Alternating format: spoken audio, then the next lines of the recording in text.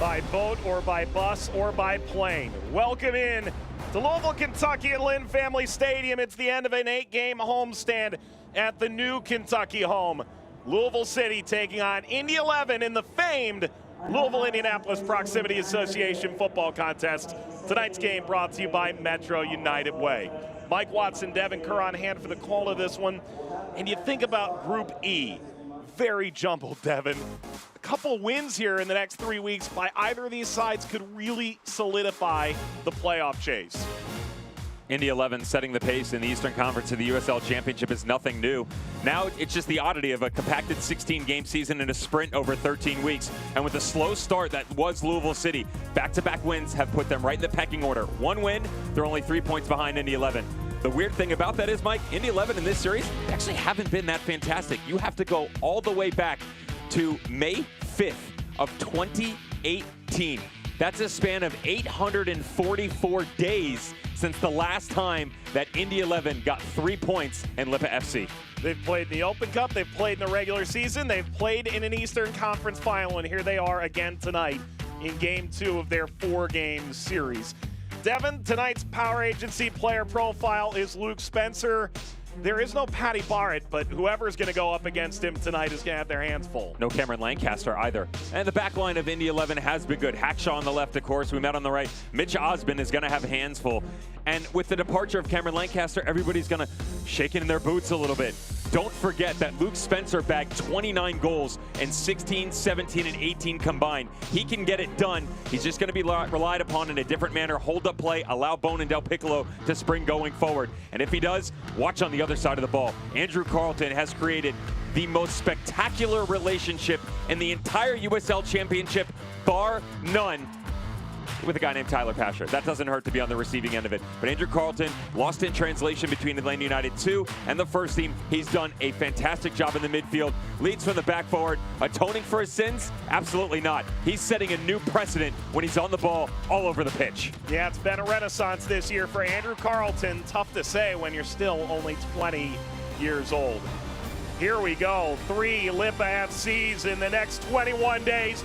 We have the Louisville-Indianapolis Proximity Association football contest when we come back. Summertime savings are here. Get back out there safely in a new Toyota, like the all-new, distinctively styled Highlander. Lease this Highlander for just $299 a month. And now, Toyota has just announced $2,000 customer cash off your best deal on Highlander, or $2,000 off the best-in-class Highlander Hybrid. And all Toyota hybrids come with a 10-year, 150,000-mile battery warranty. This summer, choose the perfect Toyota for your adventure. Today, tomorrow, Toyota. Since the beginning of this worldwide crisis, Louisville Muhammad Ali International Airport has been flying essential travelers across the country and around the world. We want all travelers to know that we have implemented processes and procedures to ensure your health and safety. We have nonstop flights to over 30 destinations nationwide and easy connections to hundreds more around the globe. When you need to fly, fly Louisville. My Caleb sofa and love seat. With Bob's discount, you get both pieces for just $7.99. $7.99? Are you joking? Do I look like I'm joking? Yes, you look like you're joking. I'm serious. Cool. Get Bob's discount! Get a great deal on the CRV at the Honda Summer Clearance Event today. Your Honda dealer is open and ready to get you into a new HRV or CRV at the Honda Summer Clearance Event. This summer, a fresh coat of paint? Rewards. Your weekly supply run? Rewards. Takeout from your favorite restaurant? Yep, they could all be earning you more rewards. Use your favorite Commonwealth Credit Union credit card this summer and earn 3 points for every dollar you spend at participating home improvement stores, groceries, and restaurants. But hurry, the time to get rewarded with 3X Rewards ends August 31st. Commonwealth Credit Union. Here, we see you differently. Your Honda dealer is open and ready to get you into a new Civic or Accord. Get a great deal on the Civic sedan at the Honda Summer Clearance Event today. Bobapedic means comfort. Ah, that's comfier. Hit it, guys! Bob's Bobopedic, from your head down to your feet, it feels like no mattress you felt before. Bob's Bobopedic. Tonight's starting lineups are brought to you by Hometown Pizza. We start with the Louisville City FC, Devin. Lone change comes with a player we already highlighted in Luke Spencer stepping in for Cameron Lancaster, who is available for selection just on the bench. Napo Masoso has been clocking at another level recently in the past few games. Also really like the relationship created in midfield three between Bone, Del Piccolo, and Speedy Williams. A bit different of movement for Indy 11 and Martin Rennie's boys, though. Carl Howarth back from injury. Nice to see him. Cam Lindley. Watch the wings and how that plays out as Nick Moon comes up top next to Tyler Pasher. Already talked about Andrew Carlton and how fantastic he's been in the middle. One of the more efficient players in the entire league, by the way. Tyler Gibson. Great tempo in the midfield. Patty Barrett unavailable, and Ioze serving a suspension from a red card. The Open Cup, last year's Eastern Conference final. They've played in big games. Here's just the latest. 3 in 21 days. Second of 4 meetings this year in the Louisville-Indianapolis Proximity Association football contest underway at Lynn Family Stadium.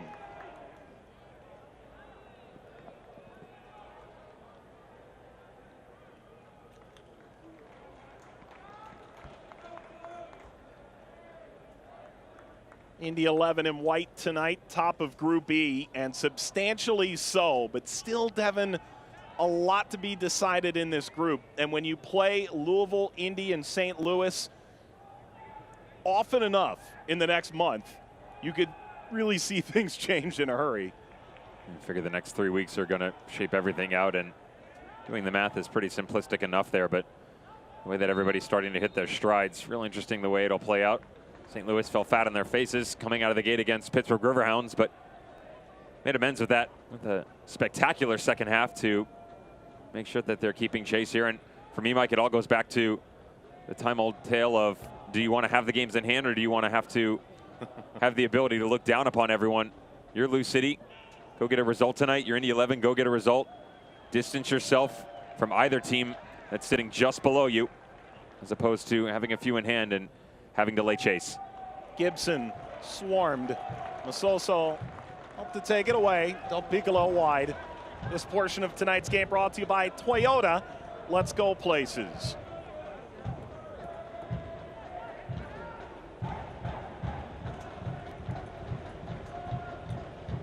Floated forward for Carlton, and there's Sean Tosh. Tonight's keys to the game, powered by Kentucky Lottery. We'll remind you that lottery proceeds fund college scholarship and grant programs, including every dollar of the popular Keys Scholarship Program, Devin. You track back through the games in Lipa FC. For Louisville City, it seems to be finished. I thought there's always something that gets in their way. It's a slow start, a poor giveaway here, a slip there. If they can find a way to stay focused and go a full 90, they'll get a result. There's no doubt about it. For Indy 11, you got to watch the wings. Ioze suspended with the red card. Carl Howarth coming back from injury. And Martin Rennie saying that he has been training for quite some time. They've just been a bit careful bringing him back in. Cam Lindley made the movement out there recently, so how does it line up when they go right and left here? Cam's not used to playing over there on the left, centrally located, and then the backup for Howarth. So how does that play out? Luke Spencer on the run. Pressured by Osmond, who's dragged outside. Head to Del Piccolo. Tried to flick it ahead. He's done so. Bone! And there's Evan Newton, who was spectacular last time these teams met, stopping a man who scored a brace last time out against SKC2. 50-plus shutouts in the back pocket doesn't hurt either. And watch Evan Newton. This isn't an easy save. Quick little turn once this comes out of traffic here. And he's got a shield for the back post run as well. Fantastic save getting low by Evan Newton. Nice little turn by Corbin Bone. They gain his confidence early. John Hackworth will be pretty happy. Corner kicks are presented by Single Point Solutions, in your corner with superior customer support. Single Point Solutions. Oscar Jimenez, who dealt with a cramp last game, came out in the 71st minute, able to start here tonight. Jimenez. There's Newton. This will fall for Hopino. Tried to sweep it ahead as far as Speedy Williams.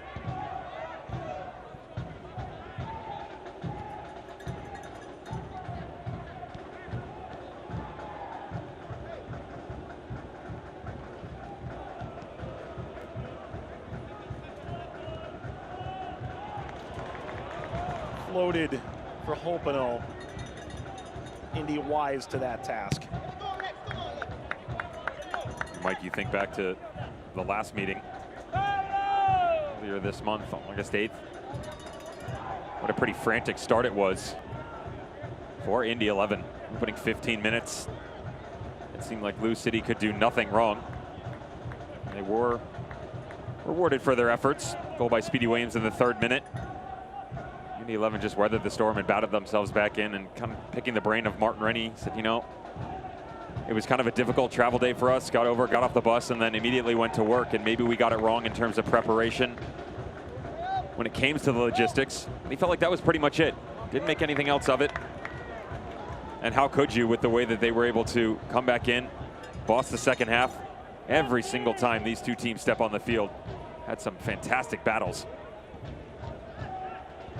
Asher and Carlton not on the same wavelength. Asher, the reigning player of the month. Martin Rennie, you saw a moment ago, the reigning coach of the month in the USL Championship. He felt like that loss to Louisville in the Eastern Conference Final last year was really the opportunity that got away. Pittsburgh ultimately said nearly the exact same thing, speaking with them earlier this year. And Hackworth said the same thing in the final against the Monarchs. So it's kind of everybody following the lead there, right? They go to the same PR school in the offseason. Hackshaw to throw.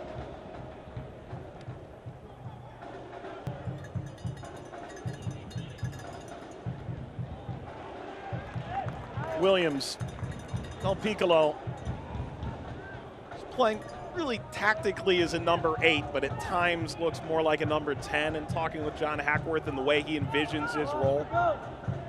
It's an interesting trio that we haven't really seen of this combination in times past. Of course, the addition of Corbin Bone, how could you, until 2020. Took a little while for Del Piccolo to make his way into the team sheet. Gives you a different look for sure. They're still asking more out of Corbin Bone. He has been much better over the past few matches. You supplement that with how great Masoso has been. It doesn't hurt to pull some of the pressure out of the inside and go to the exterior. Of course, Cameron Lancaster carries the brunt of that load as well. That's not an option this evening. John Hackworth knows it. He understands that Luke Spencer has a massive void to fill. But if anybody could do it, he felt comfortable Spencer was capable. That midfield trio you spoke of, really a Pelka-Trudness combination, in that you're without Niall McCabe, you're without Magnus Rasmussen. Rasmussen for the season. McCabe may be back at the tail end in October. I'm not sure these three would have played all that much together otherwise.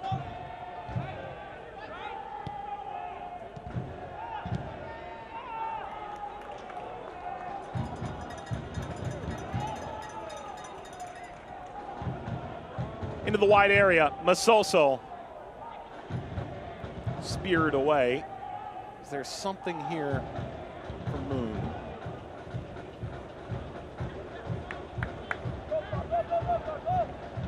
Full head of steam pouring out of midfield. Moon. Ball for Howarth, hit out in front. Spencer. We met.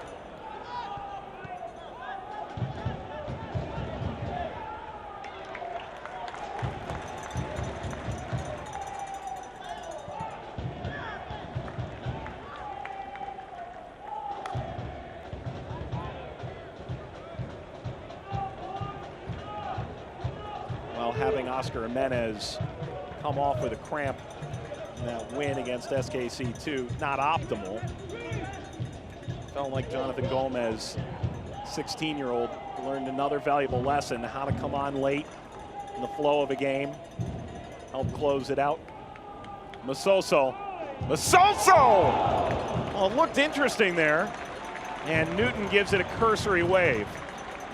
With the way that Opino was shaping up his run to the near post, you got to give credit to Masoso that he's actually trying to pick out this chip on Evan Newton.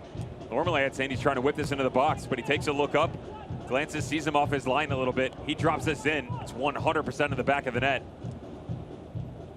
I was actually quite surprised with Oscar Jimenez that that's what they were going with, that he did pick up a cramp. You saw him turn his ankle in a very odd motion. Immediately came off. He said, you know, need a little electrolytes, no big deal.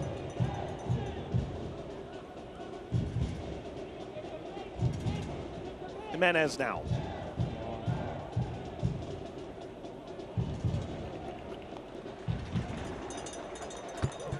McMahon. All manicured as always. Stunner of a stash. Jimenez is chasing him now. Tosh.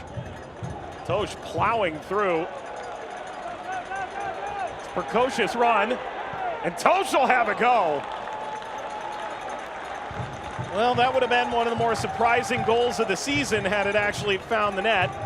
Ultimately lofted well over Scouse's house. It's one of the understated luxuries you get out of Sean Tosh when he does start to play off that back line. Now, of course, you don't see it as a deflection coming off of Nick Moon or a missed tackle in the midfield by Indy 11, but they just allow this space to sit out in front of him.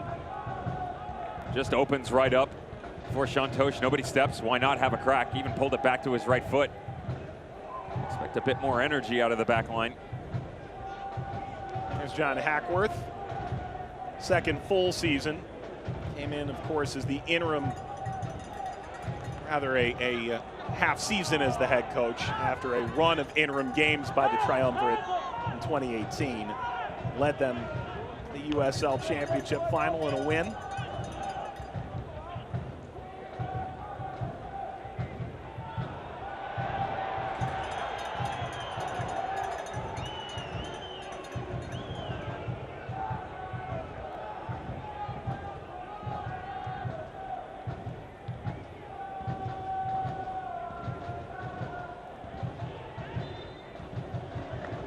Foul from McMahon.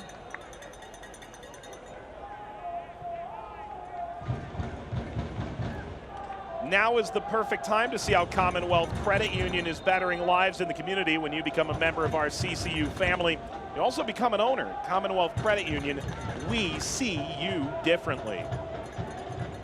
Into the 12th minute, Louisville and Indianapolis, 115 miles apart on Interstate 65. Always spirited games. Series tilted in Louisville's direction overall. This Indy 11 side, it's like world beaters in Group E. Ball over to Luntz. Watch the adjustment on the service by Andrew Carlton. He's got a high IQ. He recognizes immediately that Luntz willing to come off the line. Not a lot of bodies in the box for Indy 11, but always excellent service being provided by Andrew Carlton, and with Luntz standing just above 6'6". Just watch how he starts to tailor the distribution coming in a bit more as the game progresses.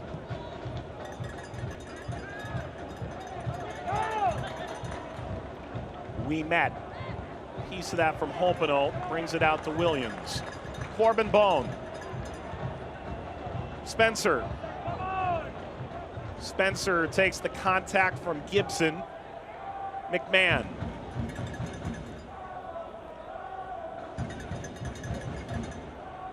Williams, a little interchange. And ahead.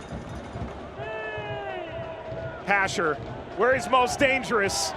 Out in the open, one-on-one, works on Sawahi and lost the handle. Devin, they felt like they contained him fairly well, except for when he scored. Seems to be the story of the season for most everybody who's played Indy thus far. We talked about coaches sharing the same comments before. Didn't Bob Lilly say the same thing? Sure did.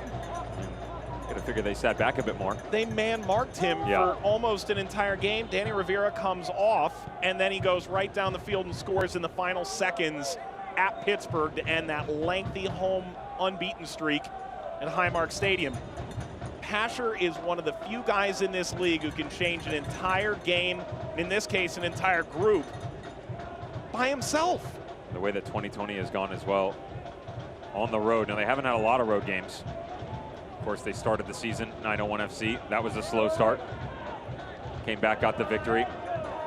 Pittsburgh Riverhounds just sat back, sustaining pressure. Chatting back and forth with Martin Rennie, he said, "Devin, I felt like you were a little harsh on us. You wanted us to press and attack a bit more." I said, "I'm just accustomed to one style with you guys, a style that I like. Not that you're not capable of playing another one, but I know where you guys are at your best." And he said, "Yeah, we had made the decision that we wanted to sit back a bit more and pick and choose our moments." The thing was, is they only got one. They made it count, though. St. Louis FC, kind of the same tale. Louisville, don't be surprised here. You're 15 minutes in. They are sitting back a bit further than normal. But watch when they do. And you just got a glimpse a second ago. Now, the end product wasn't there from Tyler Pasher, but beautiful defensive shape on the back line. And once they do step in, they spring quickly, go in the other direction. It's quick little touches out of the middle. Drew Connor, Tyler Gibson know how to help out. Andrew Carlton. And, of course, the new additions for tonight, it'll be Nick Moon. One of the teams that has to be in consideration for the best in transition in this league. Pushed ahead by Masoso, and that rolls away.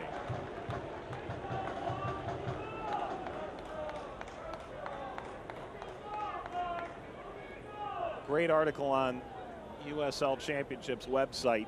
Nicholas Murray profiling Evan Newton. At this point, Devin, he's really just trying to add to the records he's already set in the USL Championship. But it makes a good note. He's 32. As a goalkeeper, you're still in the edge of your prime. He's got a ways to go. And of course, he's been good in so many places. He's been a real talisman for Indy 11 over the years. Having the opportunity to pick his brain. Such a good person as well. You never know what the future holds for him. Bone, Spencer, clever idea, pedantic in the end. I promise you this, if you sat down with him, share a few moments, he's worried about one thing right now, and it's this match. They want to have a fantastic season. They want to finish what they didn't in 2019. Of course, I can thank Lou City for that, but right now all they're concerned about is getting another result against a familiar foe in Lou City. Of course, tough situation for Evan Newton at the end of last year with that Eastern Conference final and his injury.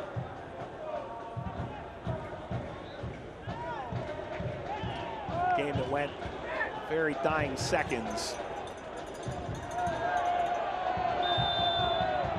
A couple of additional kicks in the end. This is a foul to Speedy Williams.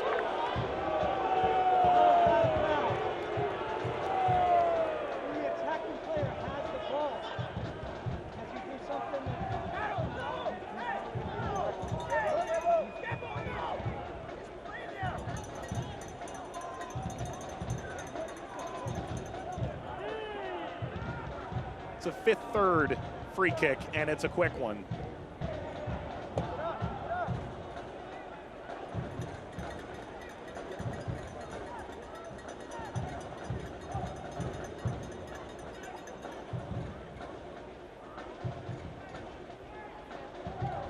Tosh.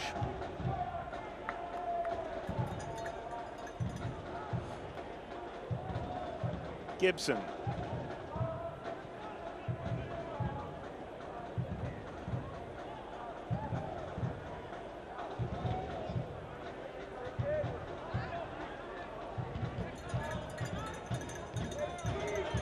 Howarth.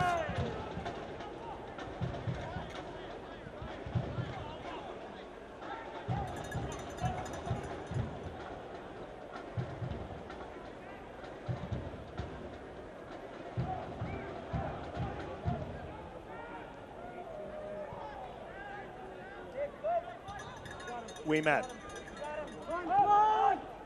Osmond allows this through. Turned over by Newton. Trying to stretch lines. Tough slide on Bone. Well done by Carlton, who's just continued to improve in all facets of his game. And here's Indy going downhill. Moon running down the middle. Pops out to Carlton, slashes it across, and Loon covers.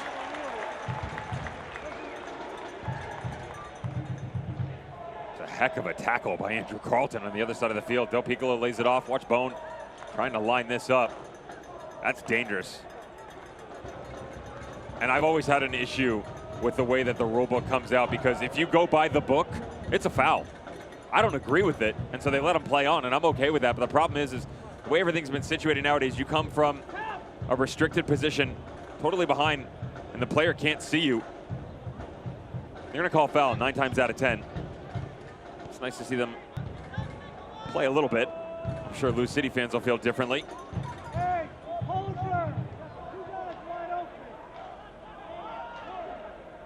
Devin, so much has been made, and he's 20 now, but he first came into the American soccer consciousness as a teenager about Andrew Carleton's maturity and perhaps his lack thereof during his run at Atlanta United.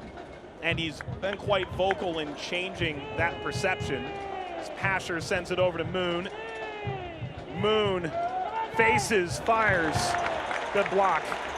There's still more to be had here. Howarth, the ball parried straight back up the middle by Loon. And the clearance comes right out to Gibson. The attack continues for Indy 11, just over 20 minutes in. Howarth, Moon, Loons.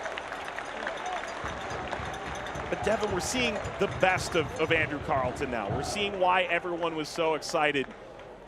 And I think sometimes we're so quick to judge that we don't allow young players to find their footing in the professional game. Get them out of the microscope every now and then, right?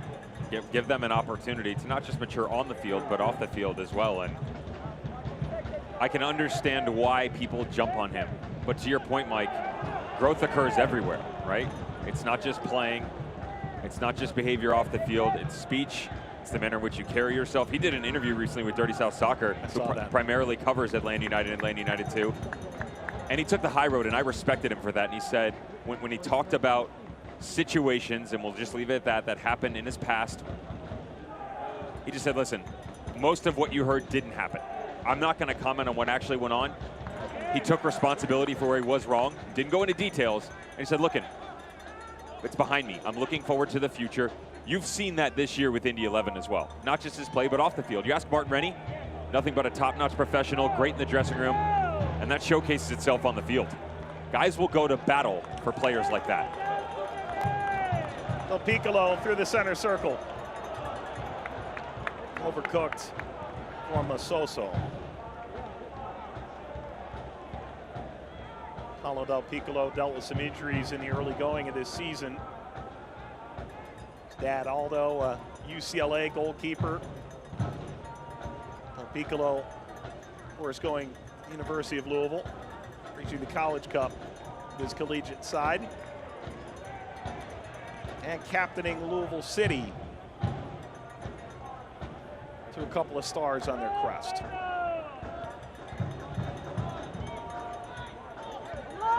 Polpino.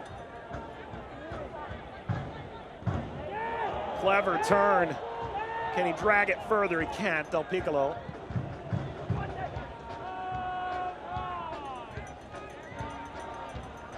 was a fantastic turn just inside the 18. Set himself up. Fortunately, the stretch leg just escaping himself a little bit. Not as much rotation right now for Lou City that we've seen in the past. Indy 11 staying pretty true to form as well. Good look at the triangle midfield. Straight back 5 right now. Allowing the 2 up top to try and cut off any those depleted balls that are moving backward. Just usher this game side to side, keep it in front of them. McMahon over Spencer. Flicked on by Howarth. Polpino tripped up. Free kick, Louisville City. And Howarth hoping to escape a yellow. Certainly nothing malicious in it. Hasn't been the greatest start for Carl Howarth either. Not a bad little flick over the head. I like the idea, move it away from the attack. Probably get stuck in behind here. Pretty much half the balls that have come into his possession have been sprayed the other direction as well. That's what happens when you only got 4 or 5 appearances coming into the night. Immediately sprung back into the 11. He was on the bench last game, not used. You're shoved back into a contest like this. A lot is asked of you, emotionally as well. Just struggling out the gate. And a dangerous one here for Lou City.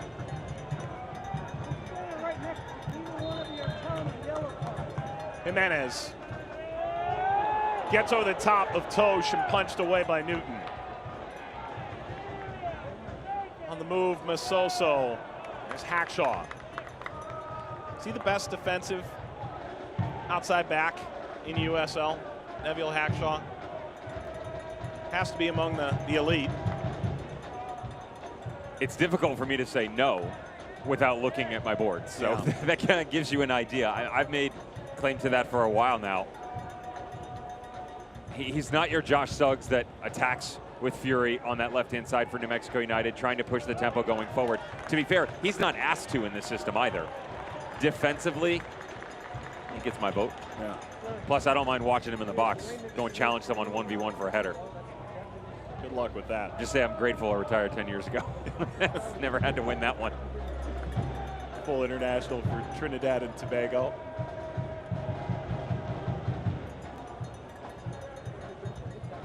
Spencer. There's Hackshaw in the mix again.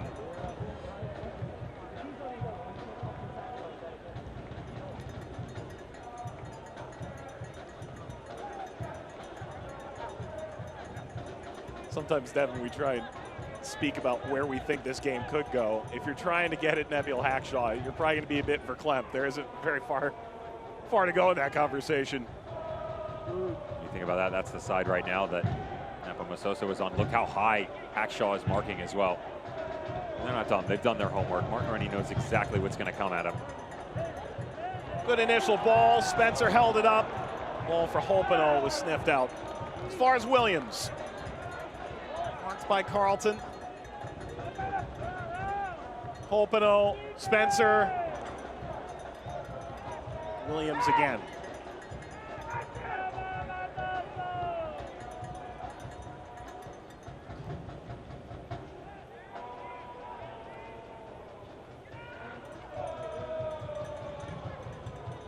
Loon.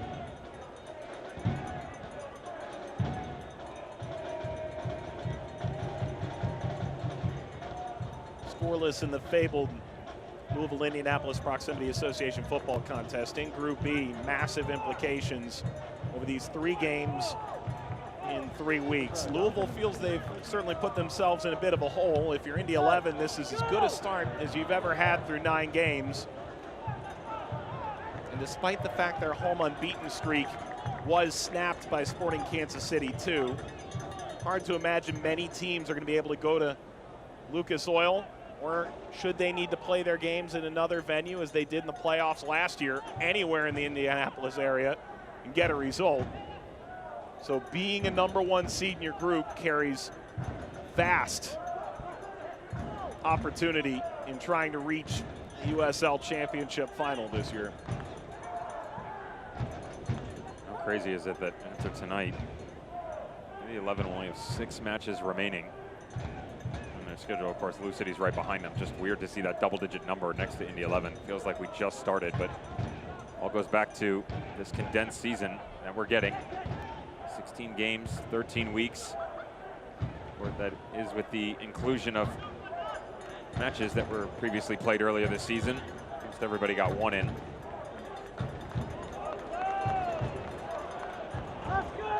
Also, St. Louis FC, Sporting Kansas City 2. Getting the night off, Sporting Kansas City 2 will go out of group on the weekend. St. Louis FC will be playing Louisville City. Sporting Kansas City 2, FC Tulsa, that'll be an interesting one. That's a big game for both sides. Still haven't figured out FC Tulsa. FC Tulsa hasn't figured out FC Tulsa. Fair point. Depending on your interpretation of the rule book, they may have had another road win, not to be. FC Tulsa fell to San Antonio, but they used a 4th substitution window, and after Pro and IFAB were consulted, that did not constitute an automatic forfeit, as 1 sub beyond the allotted amount would have. This is a foul, and I'm not sure whose reaction better describes the atmosphere right now, the crowd or Devin. Matthew Thompson, our head referee, is walking a fine line right now. Watch Speedy Williams. He gets a touch on this ball, and there's a follow-through for sure. But upon initial review, Mike, this looked like he gets into it, balls away from Howarth. I have no issue with it at all. I have no clue why we're stopping play here. Carl Howard's arguing with maybe he picked one up on the top of his chin. Obviously he felt something. Now they're saying they're going the other direction. Go figure. Referee initially pointed against Louisville City. There was a shout from the sideline. The referee just a bit confused. They do get it going in the right direction. The crowd now turns out less booing, more bum-fuzzled.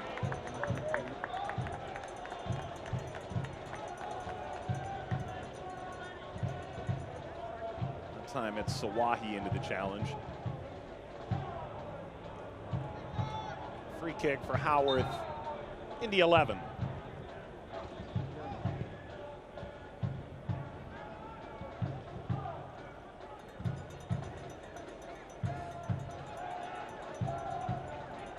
Pasher dropping in. Gibson.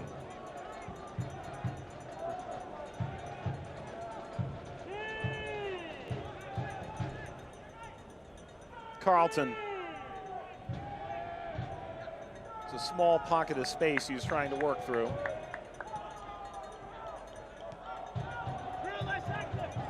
Just watch him, though. He's never not asking for the ball, if you ever watch Andrew Carlton. It's impressive. It's kind of one of those windows as a center back. When he steps into it, you're like, just get out of there. I'm not playing it to you, man. But he's always working. And the best thing to watch with Andrew Carlton, he's got fantastic vision. Yes, he reads the game well, but watch his change of pace when they start to work towards him. It's always movement from Carlton. We're in the 30 for Indy 11, but it's these tiny little shifts here and there. And when he really wants to go, boom, drops a gear, explodes into the next zone, dragging everybody with him as well. Kind of has a little twitchy acceleration to him, right? Yep. And loads of respect being given on both sides of the ball right now. Everybody just kind of reserved to let the game come to them. Wonder how long that takes, especially with both of these managers quite animated on the sideline. Nobody really willing to take over the middle of the park right now. Both Tyler Gibson and Drew Connor not disagreeing with it at all, by the way. I think it's brilliant. Just sitting back. I'm going to say, fine, you want a playmaker? Give it to Speedy Williams and come beat us. Corbin Bone, Del Piccolo, they're not dropping back far. So what you're getting is pretty much a 20-yard gap either direction at times. Makes for a bit difficulty in build-up when you try and go central. Here's a good look at it. Pasher withstood the challenge. Carlton lays it ahead, off the back heel. Gibson, Pasher delivers, and that's wide. And in this 86-degree heat with just sporadic cloud cover, the hydration break in this first half, and it comes with one of Indy 11's more scintillating attacks. And watch where this comes from. Andrew Carlton drops back in. Drew Connor drags the midfield of Openo about with him. Now Openo had inverted himself, and he pulls the runner out. Just allows everything up front. Tyler Pasher with the initial ball, dragging all the way to the back post, right into space. It's so impressive, the buildup between these two teams and what they're capable of. Devin, we've talked about Group E. This is as good a time as any to talk about what's coming up for these sides. The upcoming schedule for Louisville City, brought to you by Corsair Charities. St. Louis, Indy, St. Louis, Indy.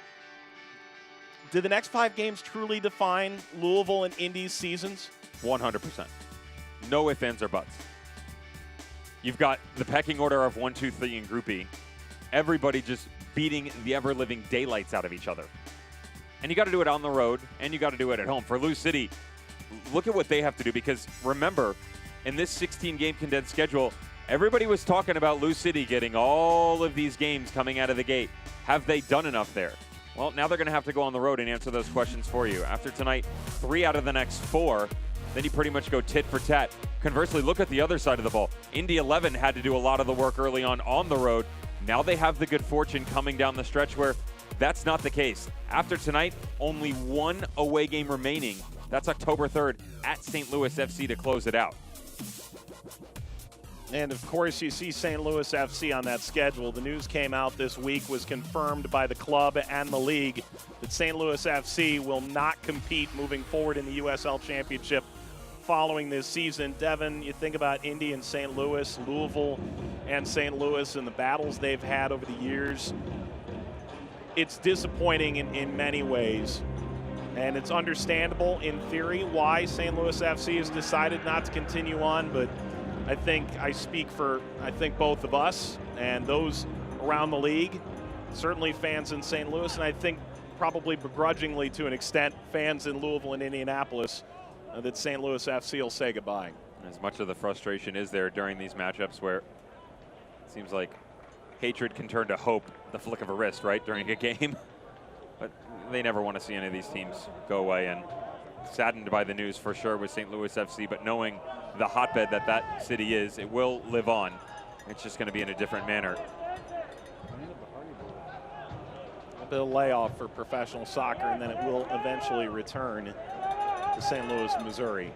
Newton. Solid hold up by Nick Moon. Carlton lays it down the middle, and here's Pasher. Identifies the run out wide. Lindley playing in that wide area. Carlton settles. Can Howarth get there?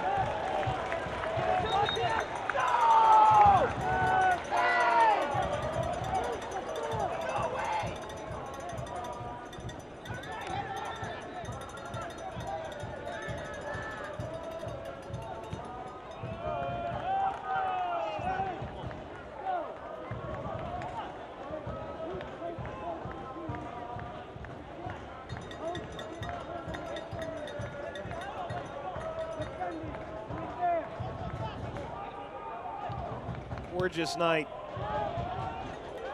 in Louisville, Kentucky.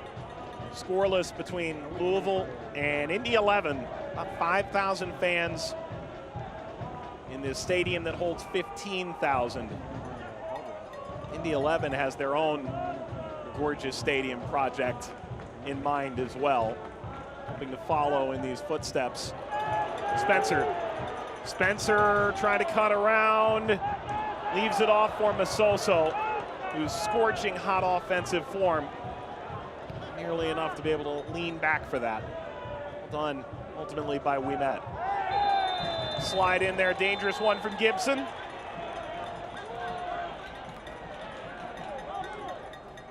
And Gibson shown a yellow card for that. Perhaps a bit rash. A yellow card presented by World of Beer. Just a lack of repetitions for Luke Spencer. Prior to the build-up here, Oscar Jimenez coming off of the long ball, trying to combine with Corbin Bone. Tyler Gibson late to the party. You sort of wonder with the way that the night's gone,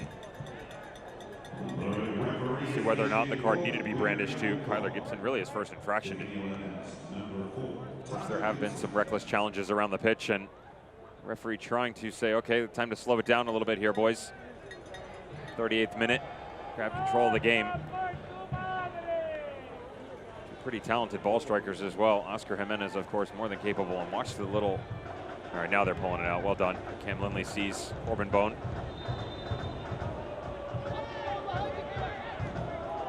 It is Jimenez.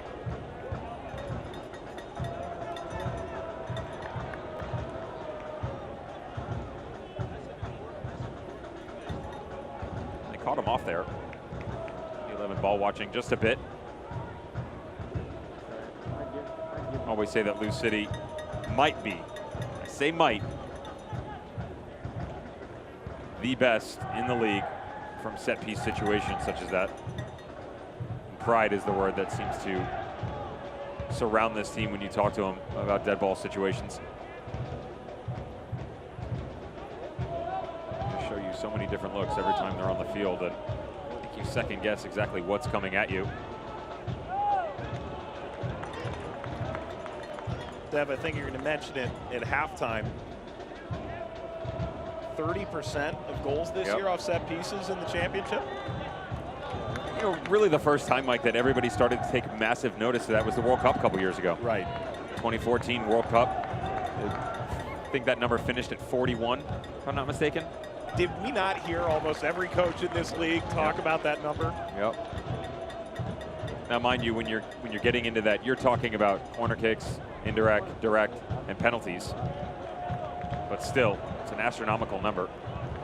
And here for Bone. Angle tightening out towards Spencer.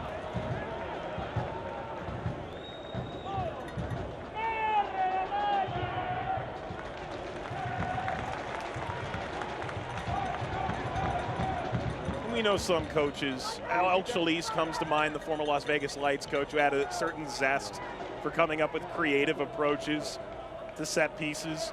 It's an interesting way to put it. Chalkboard, yeah.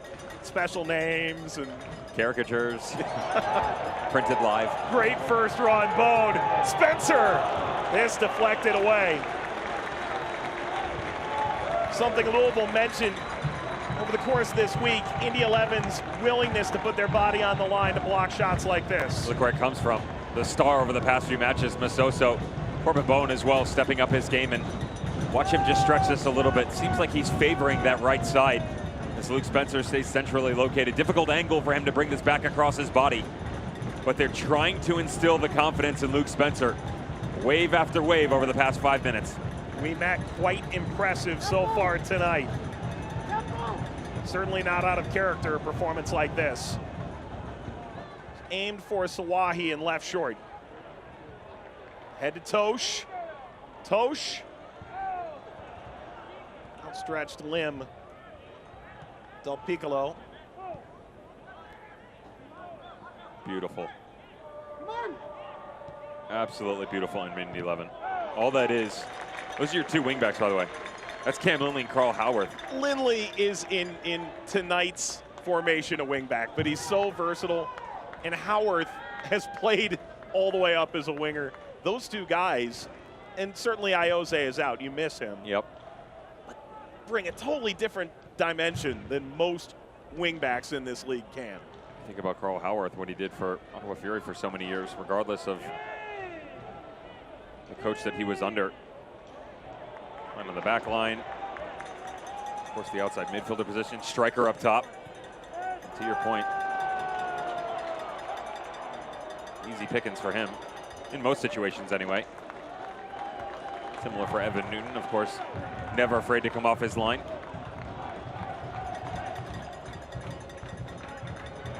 Cross field, Jimenez. Fairly even first half.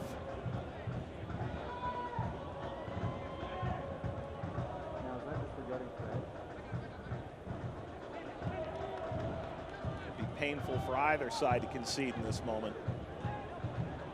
Polpino turns down the darting run, which helped to drag a player away. There's the cross. There's contact from behind. Howarth turns around and points. Feels Jimenez went down too easily.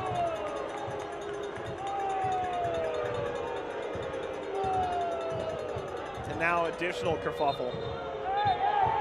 We met, and Jimenez continuing to jaw at one another. Now Spencer steps in. Finished a game between these sides in Indy a couple of years ago with a pretty substantial bandage on his head. It's well done by Mitch Osmond to get involved and just calm things down a little bit. Just on the back side of it, it's really difficult to tell in traffic. Referee getting pretty much the same viewpoint we all have. Just continuing on after Matthew Thompson. Didn't agree with what was going on in the box. It's like it goes the other direction regardless of what Lou City says. Get a better look. Yeah, it's difficult. Momentum carrying you one way. It's going to take something special to point to the spot. Second ago, we met and Jimenez both were forced to shake the referee's hand. Not sure they ever shook each other's.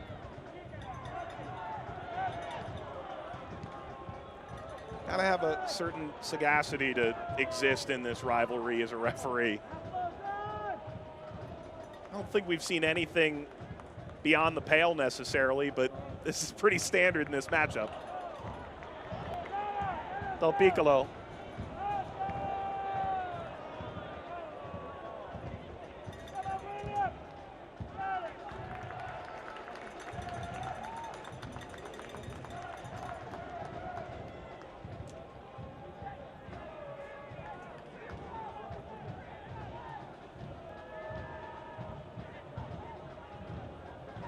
Bone. Masoso. Get Hackshaw in the air. Masoso again.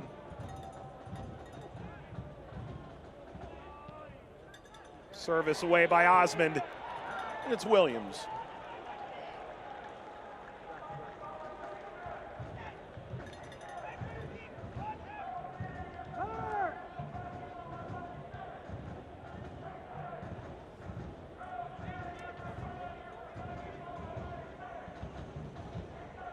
Stoppage time is presented by Louisville Muhammad Ali International Airport. Referees have added 3 minutes.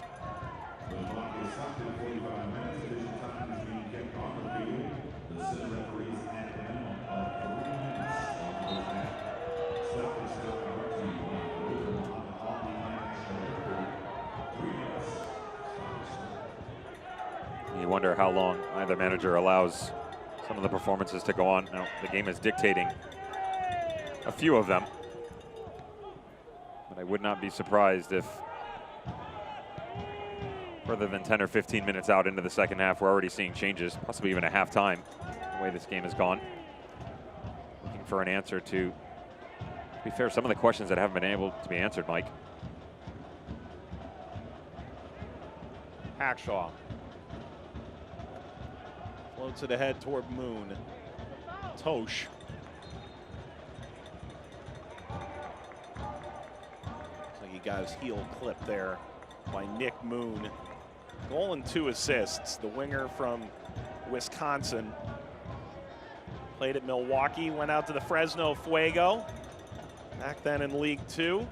Last year in USL League 1 with Lansing Ignite. He's been a nightmare for opposition. But a joy to watch. Yeah, he's one of the players that you look at, and as a defender, you just have no interest in matching up against whatsoever. Nice build, good speed to him. Definitely doesn't lack confidence. When you already have to deal with Tyler Pasher, it's like, oh, one more, great. McMahon. Jimenez strikes that on the first time. It's kind of been really the MO for both of these teams, right? You get about 80% of the way up the field, and the lack of imagination and execution is escaping both of them. Some quality build-up between Andrew Carlton and Tyler Pasher, though neither one have really been able to put anything solid on frame. Same can be said for Lou City. Oscar Jimenez, Luke Spencer a few times, Corbin Bone making his way into the final third. You wonder, with as well as Napo Masoso has played, Del Piccolo isn't exactly having himself a career night. You wonder how long John Hackworth waits, and if he makes that change, you bring Masoso inside. I take Openo, put him on the right, and I'll tell you who would change this game in a heartbeat, or at least you would hope so. Let Brian Ownby or Jason Johnson run after this thing. Martin Rennie, though, this is part of the plan. If I'm sitting in the locker room at halftime and I'm an Indy 11 player, I know that we haven't exerted that much energy defensively because they're pretty much going side to side. The movement coming up hasn't been quick vertically. This is really similar to what you saw against the Riverhounds, but not as many opportunities in the final third. And they'll sit back, and the second half will come with a fury. Carlton. Well handled initially by Lindley to get that forward. Referee will allow this to play out. Good step by Jimenez. And now the halftime whistle. Scoreless here at the break, Devin, and that feels right. Neither team really creating an overamount, and that's okay. Again, you have to understand that 3 out of the last 4 have ended in 1-1 draws, so there's plenty to play here for both of these squads. You just wonder, how many chances are these managers willing to take? Because this is a 6-point swing. Group E is the one that everybody's been talking about, and nobody wants to lose pace to the opposition. So it's off to the dressing room. Early smoke, but no smoke since. Louisville City and Indy 11 scoreless. Next up is the Passport Health Plan halftime report. You're watching the Louisville-Indianapolis Proximity Association football contest.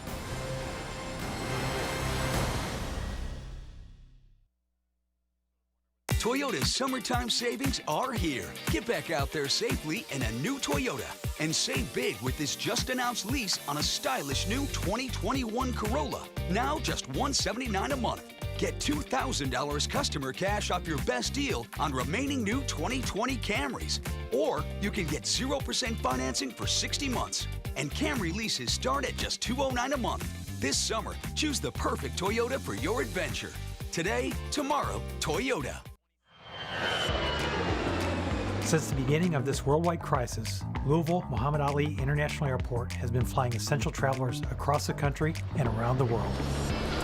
We want all travelers to know that we have implemented processes and procedures to ensure your health and safety. We have nonstop flights to over 30 destinations nationwide and easy connections to hundreds more around the globe. When you need to fly, fly Louisville. Ladies and gentlemen, this is our final boarding call to enjoy non-stop routes to summer in a new Nissan. And don't miss the 2020 Nissan Bottom Line Sales Event. Get 0% financing for up to 72 months on 13 models. Ah, summer. A time to stay home? Well, then it's time to get more comfortable. Definitely make a few upgrades. And since you may not travel this summer, you might as well have the best seat in the house. The staycation loan from Commonwealth Credit Union with an APR as low as 7.99% empowers you to make your home all it can be. Commonwealth Credit Union. Here, we see you differently. This team has been waiting, hungry to get back on the field. But not just any field. This field, this stadium, and this city. So whether you're here, home, or anywhere else, let's go get another one.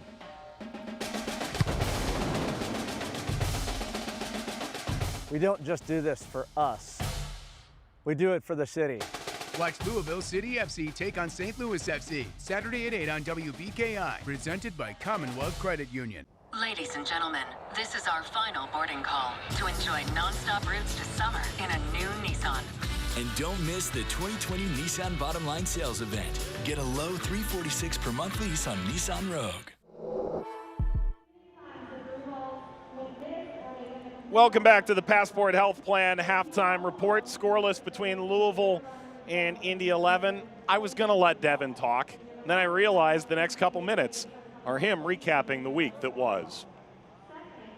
Time for another edition of The Dish. Saturday, August 22nd. Let's go to the Eastern Conference. Pittsburgh Riverhounds flying in the first half, at least for 40 minutes. We'll get to that in a second. What is going on inside the box here? Sam Fink. That's the wrong way, buddy.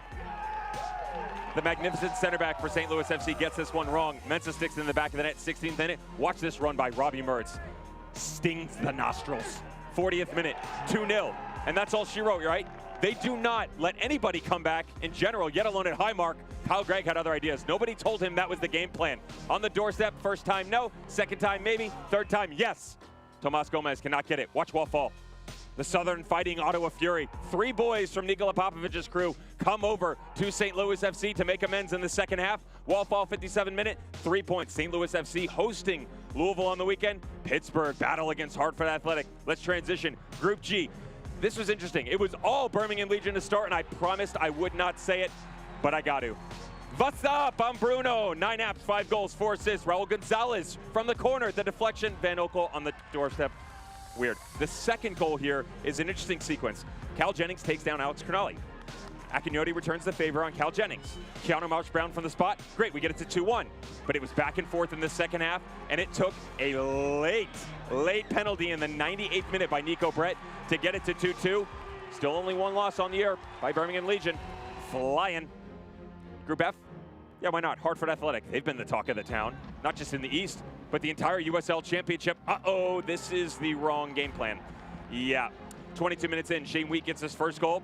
The talk was Elvis Amo, 73-1 liftoff.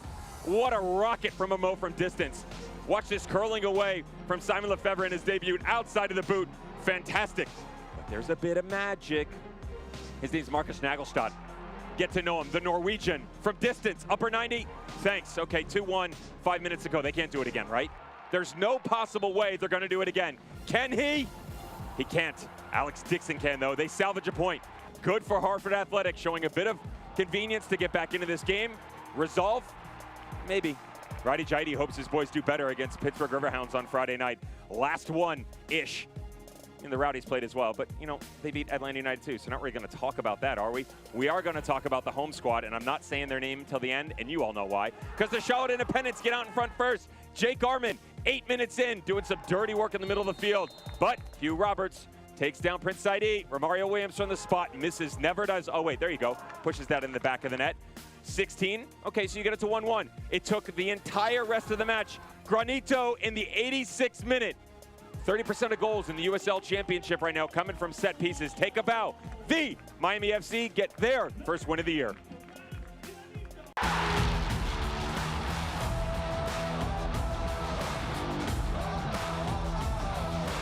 The USL is proud to bring professional soccer back into our communities and across the ESPN family of networks.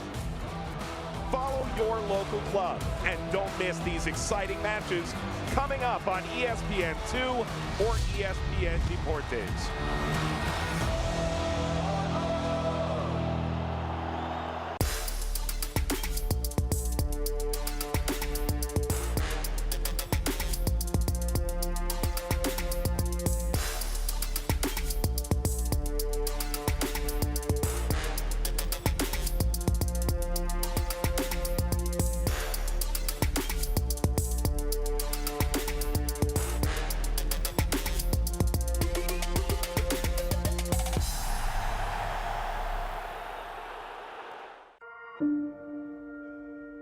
The United Soccer League and its 47th championship in League One clubs stand united in support of diversity, inclusivity, equality, and compassion.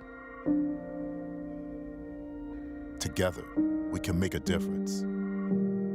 Together, we can create change. Together, we are united against racism.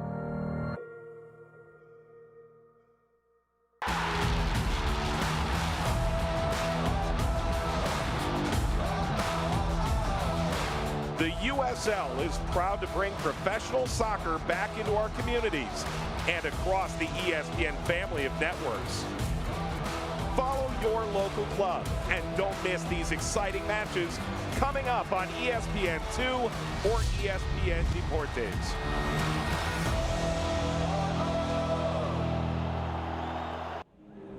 RGVFC is going to be moving $25 teddy bears, 300 of them as a donation. They'll be sitting in the bleachers for Friday night's game with Jesus and Jose on the call on ESPN Deportes, good friends of ours. Mike Watts, Devin Kerr back with you as we welcome you back to the Passport Health Plan halftime report. Let's take a look at news and notes from around the league. Solomon Asante doing solo things. I actually was quite surprised that they named him Player of the Week. Really? I didn't think his performance was that spectacular against Los Dos, and it certainly wasn't great in the 3-3 draw against Las Vegas Lights, regardless of all the variables surrounding it. But still. Who goes down first? I'm thinking. I know what you're pointing at. Okay. I'll take I'll stay with the Rowdies. Rowdies right. are going to stay. Hang on. Rowdies are going to stay undefeated. San Antonio goes down first. Okay. Let's take a look at our. Let's take a look at our upcoming schedule. It's brought to you by Cosair Charities, enhancing the health and well-being of children since 1923. There's the matchup we talked about on the weekend. St. Louis FC hosting Lou City FC. Sporting Kansas City 2. Of course, in this group as well. On the road at FC Tulsa. Orange County SC. Shocker of the week. Might be the shocker of the month so far, losing 3-1 to the Las Vegas Lights. Shocked me anyway. That was a last night victory. And how about OKC Energy FC? Just has not been the same for them recently. Austin Bold coming to town on Sunday, 6 p.m. Eastern Standard Time. So we are scoreless here between Louisville and Indy 11. You've been watching the Passport Health Plan halftime report. Toyota's summertime savings are here. Get back out there safely in a new Toyota, like the all-new, distinctively styled Highlander. Lease this Highlander for just $299 a month. And now, Toyota has just announced $2,000 customer cash off your best deal on Highlander, or $2,000 off the best-in-class Highlander Hybrid. And all Toyota hybrids come with a 10-year, 150,000-mile battery warranty. This summer, choose the perfect Toyota for your adventure. Today, tomorrow, Toyota. She's been in speech therapy since she was 3, and they couldn't diagnose what was wrong with her. We went to a specialist, and she has some processing problems. The COSER Kids program help us with pretty much everything. The hearing aids and the FM system, she improved like almost 50%. Once you apply the system is really easy. You go online and put all the information. Now I know that she can. I know that she's destined to do great things. COSER Cherries has given my daughter the opportunity to reach her full potential on everything. To apply for assistance or to support the COSER Kids program, go to coser.org/kids. My name is Alex Thomas, and I am a third-generation owner-operator of Thomas Car Wash. Eli Thomas. I'm second-generation Thomas Car Wash. We were founded in 1946. My father and my uncle, they hand-washed. I started in, when we were 8 and 9 years old. We'd come home from school, my father would call, tell us to come and do front and back bumpers. We could barely reach the bumper, but he wanted us working early. We're still with it, me and my brother and my son. We've been around for, 70-something years. Gotta be doing something right. Welcome back to Louisville, Kentucky. Mike Watts, Devin Kerr. Let's take a look at first half highlights. Not a ton of them, Devin. Not really much going on between either of these squads. You have to say that the better run of play was from Lou City out of the gate, similar to what we saw back earlier this month in the August. And I thought that Corbin Bone, he's really been one of the higher talking points of this team recently. It's allowed them to create so many chances that they've been able to. In the third minute, he doesn't stop there. Good job here, just tucks himself in. Neviel Hackshaw is enough to cut the angle down, but it's a fantastic save by Evan Newton on the near post that allows them to push this to the side. The pressure would continue to come. Just 6 minutes later, Masoso, some people might think this is a cross. He knows exactly what he's doing. You had already seen the run by Opino to the near post. Evan Newton off his line. Let's have a little fun, but watch the build up here. Great work on the far side by Pasher. Oh, there's the relationship I'm talking about, but don't let your eyes wander. Little 1-2. Well done by Tyler Gibson, stretching the game. Tyler Pasher just sticks up underneath it, and we'll go. Off the mark. That's been the story for everybody. Right around 20 yards out. Everybody's been off the mark. You would get one more chance. That would come from Lou City's man, Luke Spencer. Good hold-up play from him for the most part. The finished product just eluding him, but well done. Just reads this positioning here.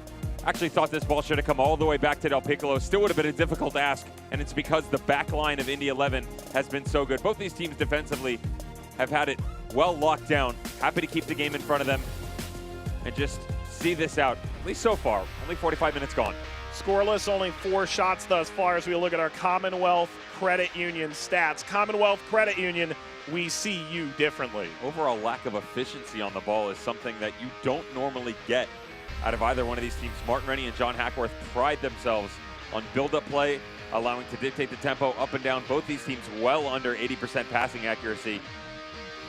And that can wax and wane within a match. But that's pretty much what you've seen since the first whistle. I mentioned coming in, this is going to make a drastic change. You might not see it for about 10 or 15 minutes. Indy 11 is going to start to push this game a little bit here.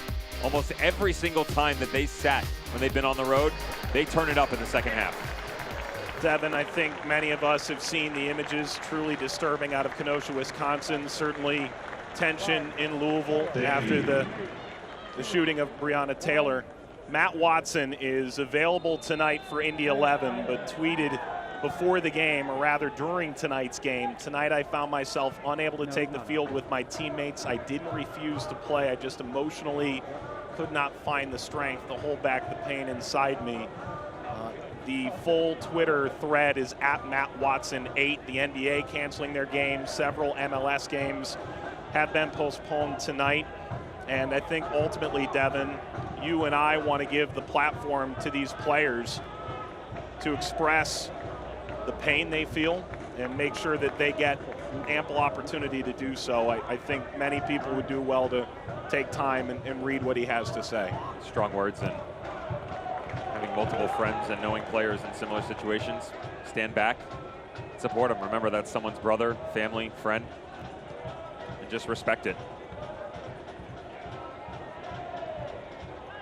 Ultimately, we're all here to watch a soccer match, and yet there have been in 2020 so very many situations that have asked us to think more critically about the world around us in many facets of day-to-day life.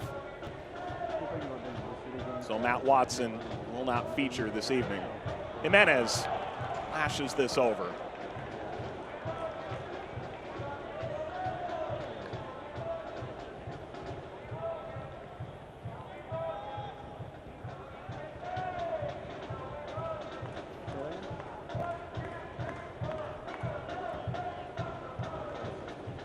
Evan Newton goes back to work here this evening. Time in San Jose, then before it was Phoenix, it was Arizona United. Sacramento, Oklahoma City, FC Cincinnati, comes to Indy 11 and has been simply tremendous. I live right next to the stadium. Yeah, so it's a lot easier commute for me to Indy 11. But, you know, I like being there.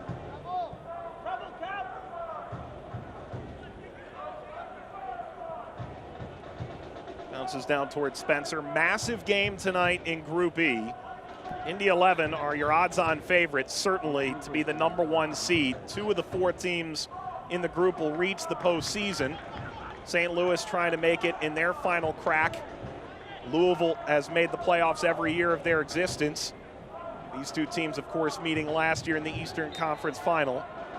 And Sporting Kansas City, too, has taken points off all 3 teams thus far. Figure that one out. And are still very much in the mix with a game outside their group against Tulsa on the weekend.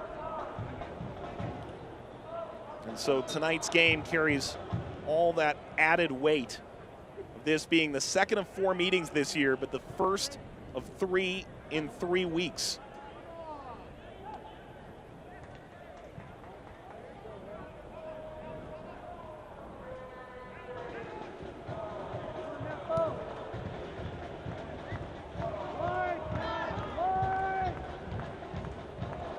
Bone.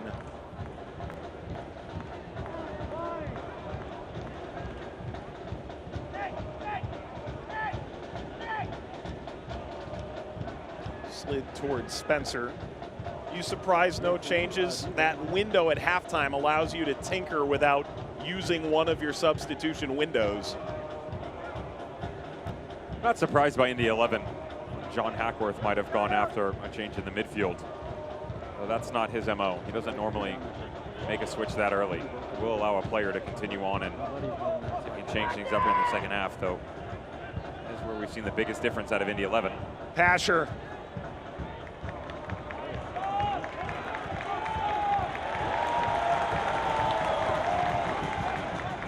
Appreciative efforts out of it's a rough challenge on Speedy Williams. Excuse me, Napo Masoso. This is studs up the entire way, but great job by Sean Tosh keeping Tyler Pasher out in front of him.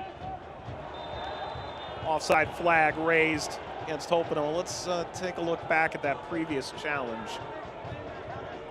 Great job by Sean Tosh coming out, and just watch him here as he starts to play this ball. Cam Lindley coming all the way through. You know, I want to give the benefit of the doubt, but at some point in time, you just kind of cock your head and say, I don't know where this decision's coming from. Ultimately, more than anything, it looked like the follow-through that really caused that pain for Masoso. Which is still part of the movement, though. You know, how many times do we see a player come thralling in with his entire force of his body, right leg leading, left leg driving in a scissor-like motion? You're going to get yourself in trouble.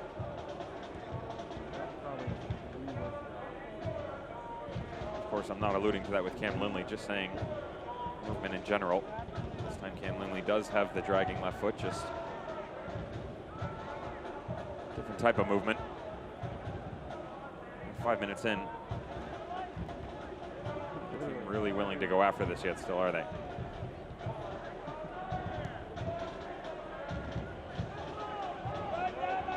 Masoso. Need to thread a needle to get that through. You and I spoke with Roddy Jaidi, who plays, of course, with his Hartford side, coaches them rather, on Friday night. And he started to speak about the pace of games coming up for really everybody. While both these sides are past the midway point, some teams have only played 6 games and have to conclude their season October 4th. Hackshaw will nod that over.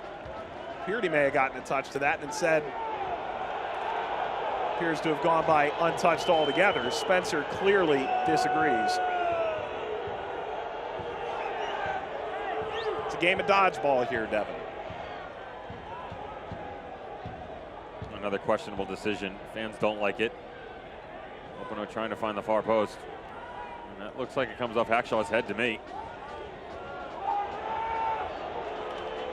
The hair is usually a great benefit, yes. But I'm not sure. Don't say that in front of Luke Spencer. True enough. I think the biggest thing for me in terms of the scheduling and the way that these fixtures are playing out when you talk about this group, Mike, is we discussed Louisville City being loaded with home games on the front end, Indy on the back.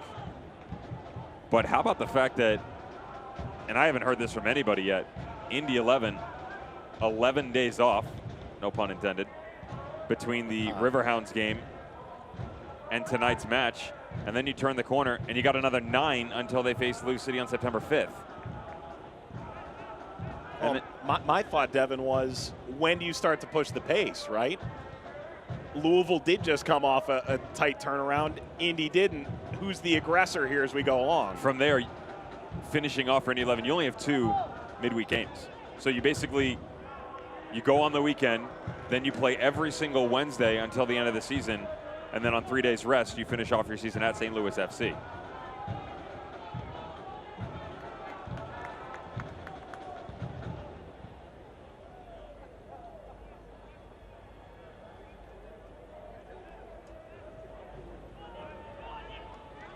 This portion of tonight's game brought to you by Louisville Muhammad Ali International Airport.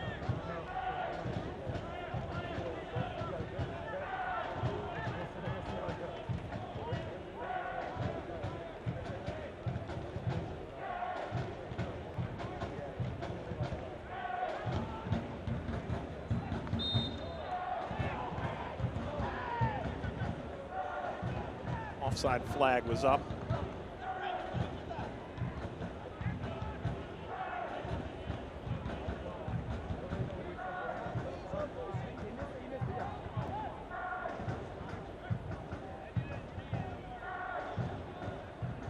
Speedy Williams not willing to invite the pressure in the middle. First half he was dropping deep asking for it. They were allowing him to, but now that's how far Andrew Carlton had dropped back in on that series. Higher line being played by Connor coming up. There he is again on the ball. Nice tackle. Just look at all the space they have to play with in the middle of the field. Carlton picked out Lindley nicely. Cam Lindley delivering across the face of goal. Out to Moon.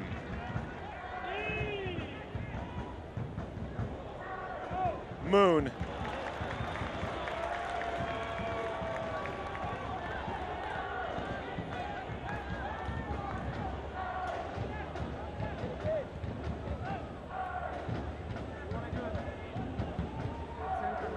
No Patty Barrett. No Ioze in the back for Indy 11 tonight. Largely, you would say, over the rest of the field, put out a first choice lineup in most places, if not all.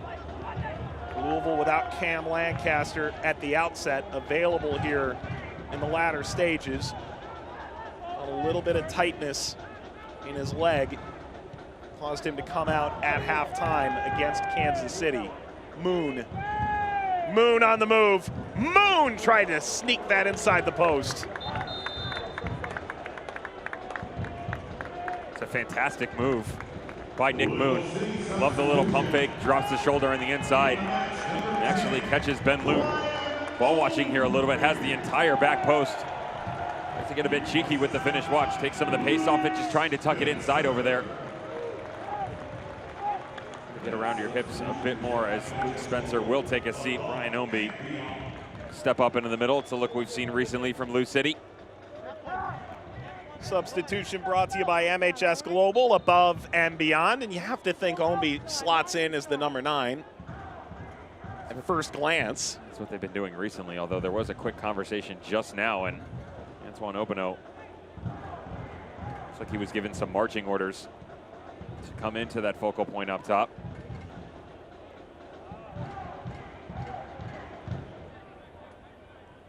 Prelude to a Jason Johnson switch. Sets itself up that way anyway. But we still haven't seen. All from Moon.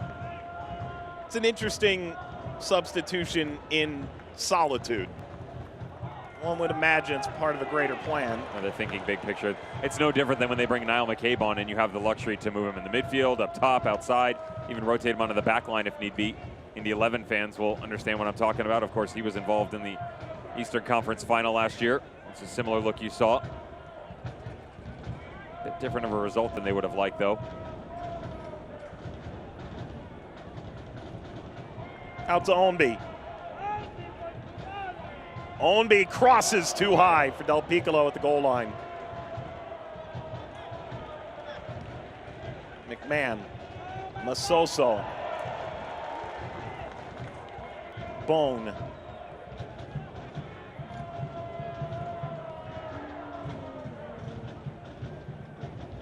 Menez.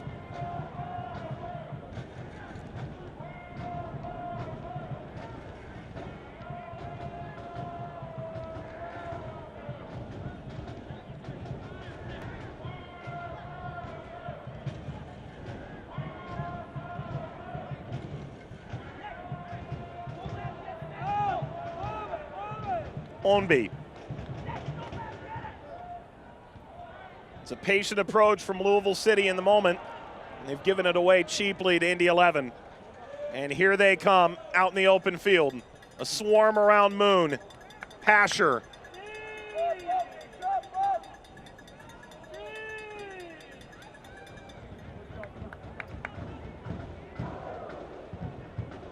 Look how deep Andrew Carlton has come once again. Some of that is frustration, but also giving a different look, challenging this Lou City squad. He drops, you pull. It's part of the great buildup we saw in the first half. He came all the way back in, combining with Pasher. Pasher ended up dropping in behind after Drew Connor stepped up.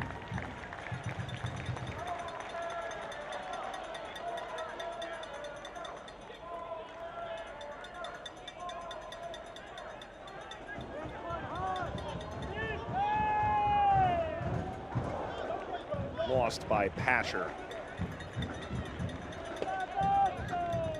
Pasher, 8 goals and an assist this year. John Hackworth told us maybe the best player in the USL Championship right now. Did admit that maybe some guys in Phoenix would like to make an argument about that.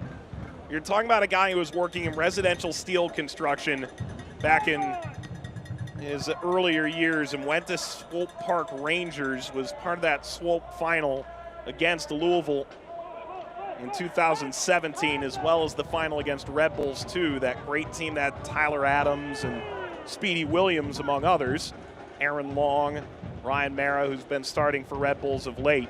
Pasher left the Toronto FC Academy in 2013, and I spoke with one of his coaches there over these last few weeks, and a guy who at times was sleeping in the building. Ball in front, and Carlton has that blocked. Net empty as Luton had to struggle back to his feet. He was there to ultimately recover. Had Gibson gotten a touch to that, and it comes to Carlton now. Slide in, knocks it out to Bone. What a tackle this was as well. Andrew Carlton felt like he was going to have the luxury to pretty much dance his way to the penalty mark, pick either corner, and put his team out in front. Some quality last-ditch tackles on both sides of the ball for these teams. Little distribution coming out of the back, and watch Cam Lindley just Pauses here a little bit, understands that he's got to wait for the run. Andrew Carlton trying to pick out that bottom corner. I give a lot of credit to both of these back lines and their ability to regain their shape. Don't necessarily think they've been fantastic this evening, but the recovery, definitely not subpar at all.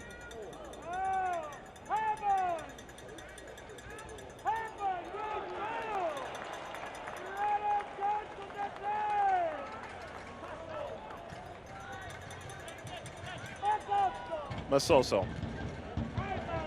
Holpino. Angle tightening. Holpino knocks it across. Del Piccolo scores! Magic combination for Louisville City. They lead in the 62nd minute.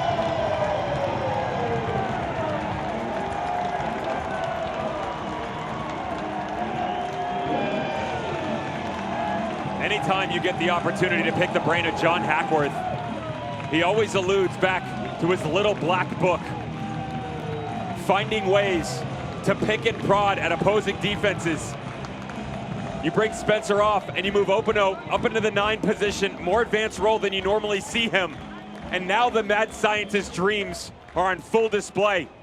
Check him out, just stepping in beside Mitch Osmond, drags the center back all the way over, and look at the back line open all the way up. Del Piccolo not efficient at all, and that's uncustomary for their captain. But given the tiniest bit of windows, he will make you pay, and he does it in the 62nd minute. That goal is presented by Kentucky Lottery, fueling imagination, funding education. The Kentucky Lottery. Slide in there, and Ownby taking a chunk. Free kick coming for Indy 11. It'll be a 5th free kick in the 63rd. Just sort of wonder with the versatility of Antoine Opino, the ability to move him left, right, and of course, the luxury now central. That was into John Hackworth's book ahead of time. You have to imagine he did. Any of the forwards that have had success across this back three of Indy 11 have been quite shifty. Cameron Lancaster would have fit in there nicely. Don't have that. Beautifully done. Laced ball in front. That takes a flick on, and Lunt collects.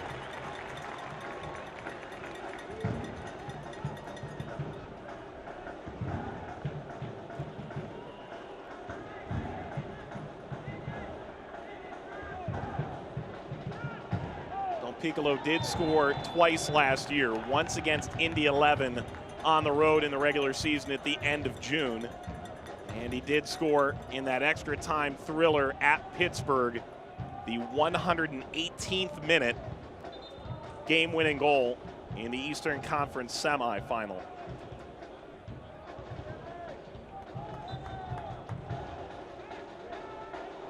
It's been a rough stretch for Paolo Del Piccolo. Just staying on the field, staying healthy. There have been these injuries that just continue to nag at him.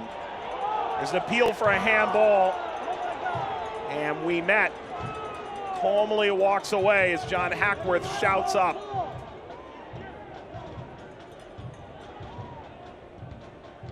I think that came off his chest, Mike.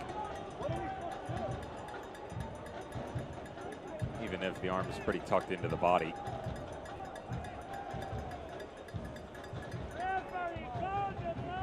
See how many strings they start to pull now if you're Indy 11. I feel like the second half would definitely be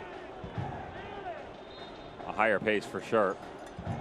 Still 20 minutes in, still haven't exactly seen what we thought would come to fruition for Martin Rooney's squad. I'm sure the goal will change that. You get another look at this ball coming back through. Watch this pop up off the pitch. I'll tell you what, that comes off the chest. Watch the arm, it's really close to the body as well.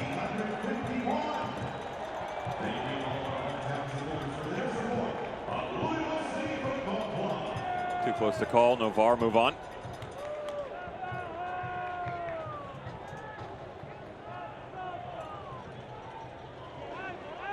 Opino, similar position.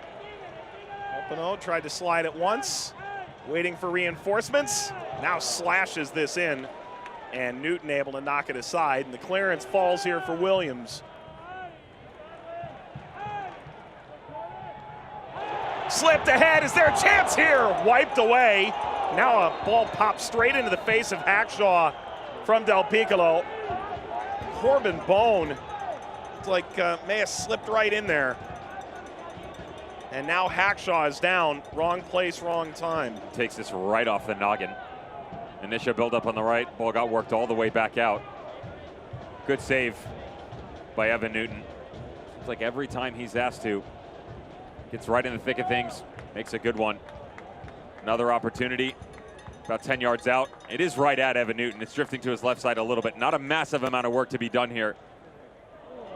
The bigger portion of this is done at the beginning. Positioning has to be perfect. Evan Newton's so good at reading the game. And then on the tail end of it, Neville Hackshaw. It's a nasty little deflection right off the front. Good to see Evan moving again. Coaches have remarked about his just positive outlook. Great guy to have in your locker room, much less on the field playing for you. And it is indeed good to see him up. It's got to be one of the bigger losses Mike Anheuser has ever experienced in his career. Of course, departing the Charleston Battery. Ozzie Alonso. Yeah, I mean, there's some big ones in there. Justin Portillo, Didn't Michael say the Chang. biggest, okay. Sure. I'm not saying whether he is or isn't, but you think about the talent they've churned out of there. He knows what he's doing. Let's get that out of the way. Although they didn't miss him tonight because Charleston Battery in the 95th minute of what seems to be a closed out game against the Miami FC. Battery 3, Miami FC 1. All Dalgletians taking over from Nelson Vargas. Go with a draw, a win, and a loss. Drop ball to put us back in play here in the 68th minute. Typically, that's a game that I think both these teams would be looking at. Maybe not purely for their own playoff position, but because the Eastern Conference can get so tightly compacted with the group format. Sort of hits the cutting room floor a little bit more this year.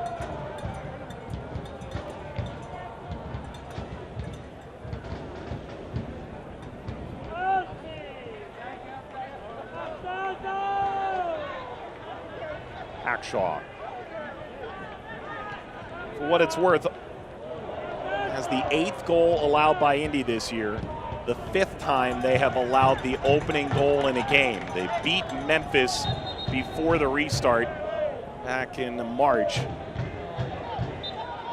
And in all 3 the instances in which they've dropped points since the restart, they did concede first.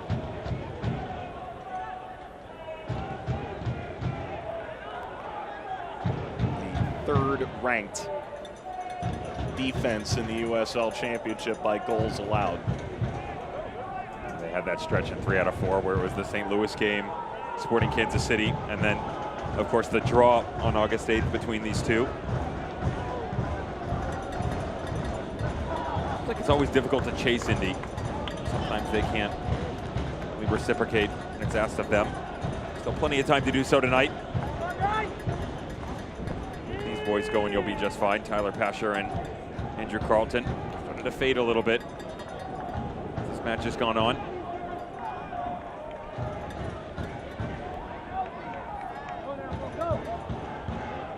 Soso wanted it.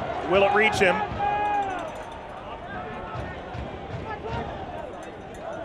Lowered his center of gravity to try and get beneath Hackshaw a little bit, didn't he? Pulled out of that one. The shout was on, even from the sideline from John Hackworth and Danny Cruz. Go, Napo, go. Stick this in the corner. Both Mitch Osmond and Carl Ouimet had secured a much higher line, and Hackshaw was on his own. Middle would have opened up quite nicely. Hackshaw and Ouimet, the obvious stalwarts on that back line. With Patty Barrett out, you and I came into this game wondering how Luke Spencer would battle with Mitchell Osmond. Osmond has held his own. He has been posted up a few times, but other than that, you have to say he did very well while Luke was on the field. Can you really look back and say that was a fantastic opportunity taken by Luke Spencer? No. No. And that's when you know your center back's done his job. Now, he created a little bit, but As we've mentioned a couple times, both of these teams, outside of the goal, of course, 15, 20 yards from net, haven't really done anything that impressive. Great ball through. Chance for Louisville to go 2-0 up. And there's Newton. Able to push it over the bar. Hopedo.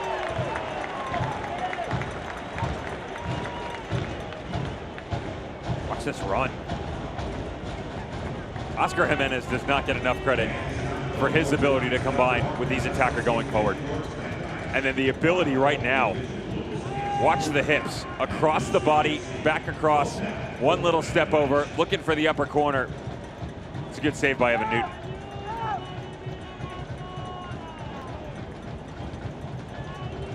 Corner kicks are presented by Single Point Solutions. In your corner with superior customer support. Single Point Solutions.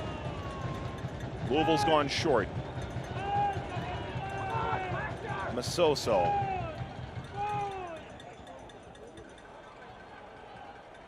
Laid back and floated forward. A defensive header from Ouimet in the end. To get it away from Sawahi and into the hands of Evan Newton.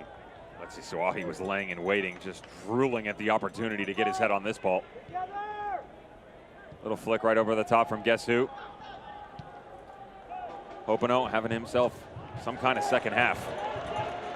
Here comes Bone. Bone. Bit too far for Ownby. Now he settles.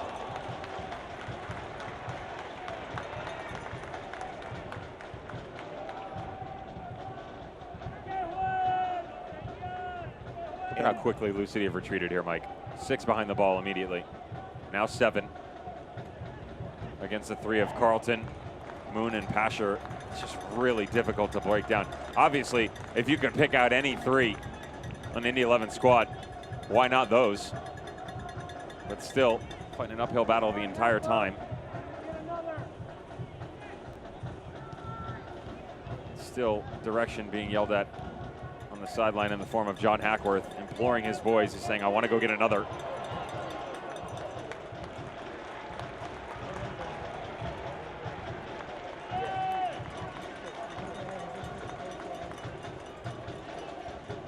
Ownby, no goals, no assists yet. He's got a dozen of each over the course of the last 3 seasons combined. Deal with a bit of a knock. Available again.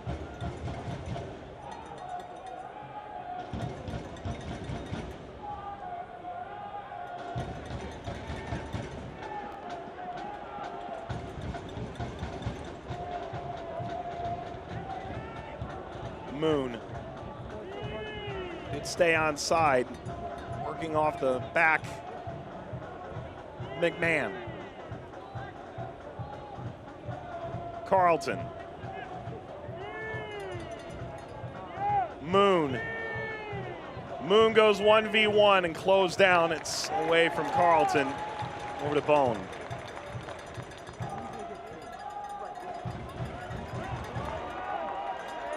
There's a tug there. It's going to be a card for that. Tactical foul. And Ouimet into the book. Ouimet's second yellow card of the season. That's a smart foul, though. Loads of space opening up on that far side as Brian Ownby done a good job reprieving Lou City of the initial application of pressure coming out of the back. Yellow card brought to you by World of Beer. I'm in for that sponsor. Of course you are. Not tonight, it's an off night. not that I'm taking the night, I just feel a little off, you know? I think the fans would know otherwise. Oh, yeah.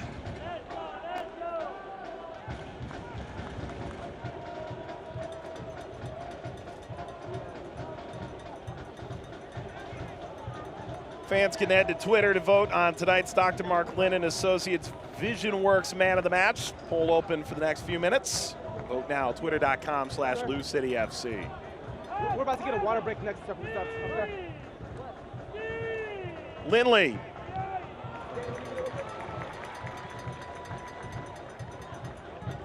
Devin, what do you want to see different from Indy 11 to try and break down Louisville at this stage? Lack the ability to really provide the combination play. There'll be a few opportunities in the first half that we saw in the opening 45 where Andrew Carlton is starting to track a lot more. He's hungry, but he's out of position a lot. And that's not his fault. They're just trying to find a way to get it to him.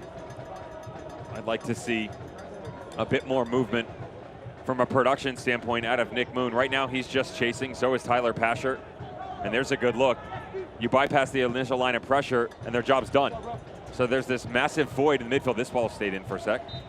A massive void in the midfield where if Martin Rennie does make a change, I actually wouldn't be surprised to see Ilya Illich for Nick Moon.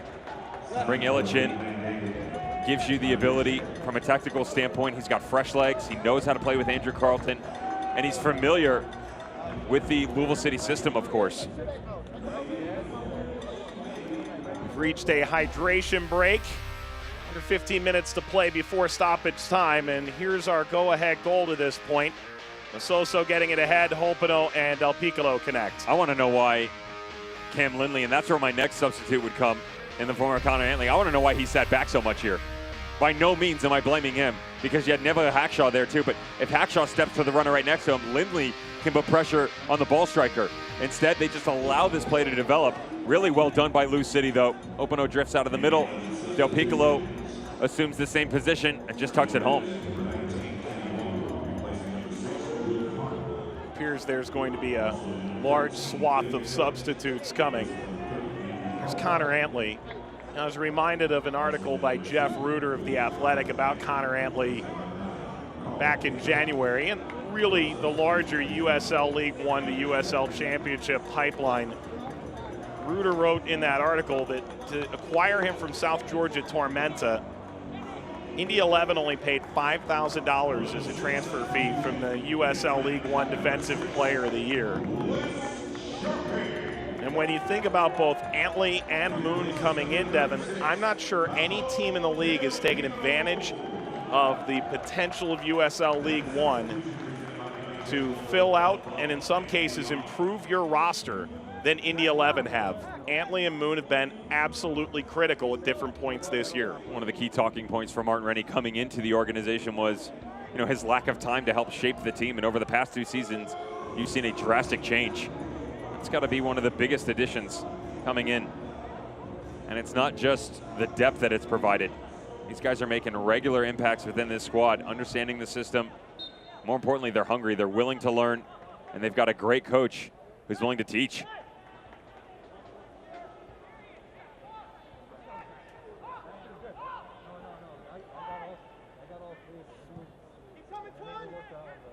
Connor Antley for Carl Howarth. Sub brought to you by MHS Global. One of a handful of changes we'll see here.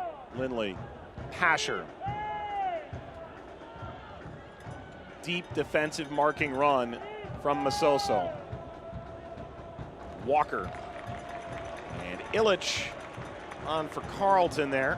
Sub brought to you by MHS Global. Wes Sharpie has come on for Louisville City.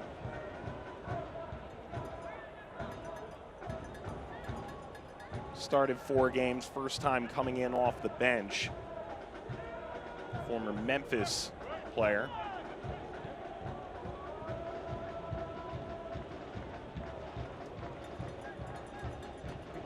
You have to imagine with the introduction of Wes Sharpie, Sean Tosh will push himself a bit higher.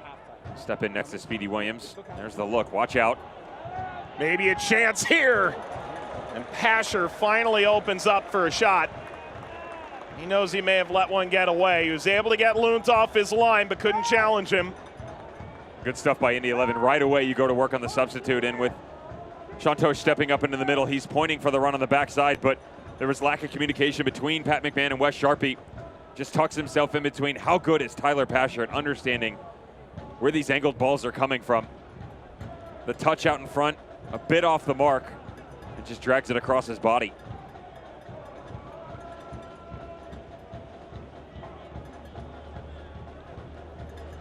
Keeping key eye on the midfield shape for Lou City now. I would imagine they'll drop into a double pivot with Williams and Tosh next to each other.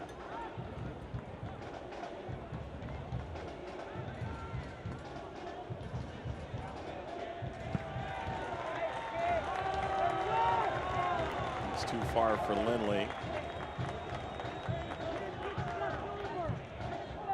Tonight's Dr. Mark Lynn Associates DJ Works Man of the Match, voted by you, is number 36, Paolo Del Pico.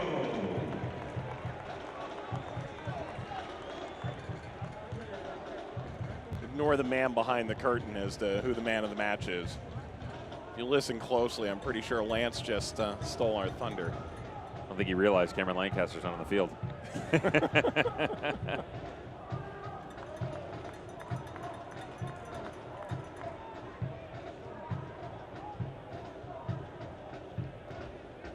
McMahon.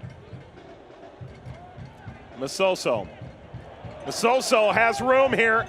Masoso played it through. There's been a little bit of razzing, I think, going on with Masoso's recent run of form. George Davis, a fellow Kentucky Wildcat, used to be maybe the guy celebrated as the greatest offensive weapon out of UK. I think Masoso, with a couple goals, couple assists of late, maybe tempting to overtake him. Some fun locker room banter. George Davis is never the persnickety type. George Davis out of the 18 again tonight, trying to work his way back in.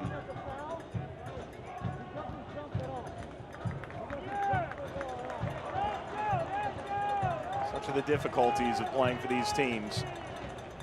The edge of the 18 is always a perilous place. Ball ahead for Hopino, and there's Newton. Pretty impressed with Antoine Hopino since they've moved him into the interior. Just so many different looks that John Hackworth likes to throw at you. Here's what I was looking for, though. There's Illich stepping on combination. They keep Nick Moon on the field. Pasher. Out of the reach of Illich, the only player who played on both sides of the Louisville-Indianapolis Proximity Association football contest. Yeah, the offside flag had to come up there, no question. He couldn't even say it with a straight face. I don't think they needed VAR for that. You just wonder, is there a special moment left?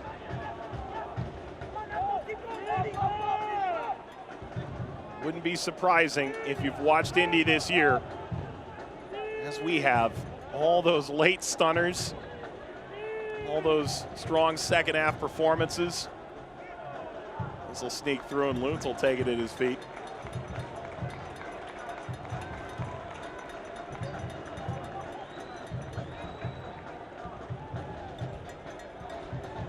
Tonight's Dr. Mark Lynn and Associates Vision Works man of the match, Paolo Del Piccolo.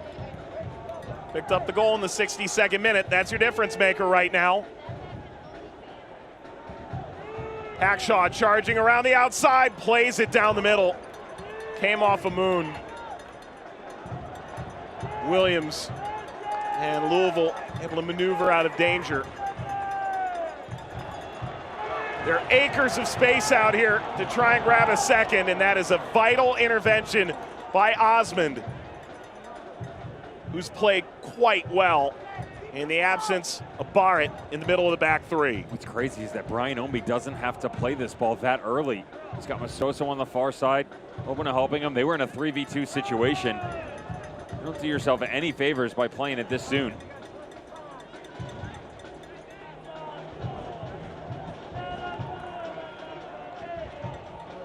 Williams, Ownby.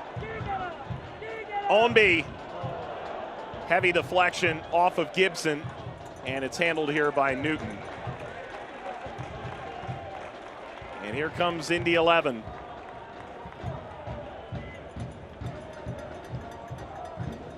Stephanie mentioned it earlier. Feels like every time Indy crosses the halfway line, there's at least 6 behind the ball. Pushed away by Sharpie. They've just slowed their game down to an absolute crawl when they are trying to attack. And look right now, it's a totally different story. Brian Omby will kill the clock off. He'll wait for reinforcements, that's fine. Doesn't mind playing the solo game. Masoso Spin, Williams. Got underneath Bone. Moon. Even again, look, Cam Lindley looking for that 40-yard ball over the top. Tyler Pasher has to deal with Swahi and Oscar Jimenez on the far side.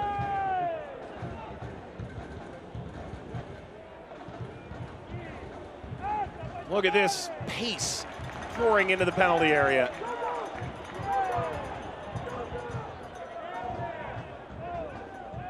Toshin Masoso combined to get this further away.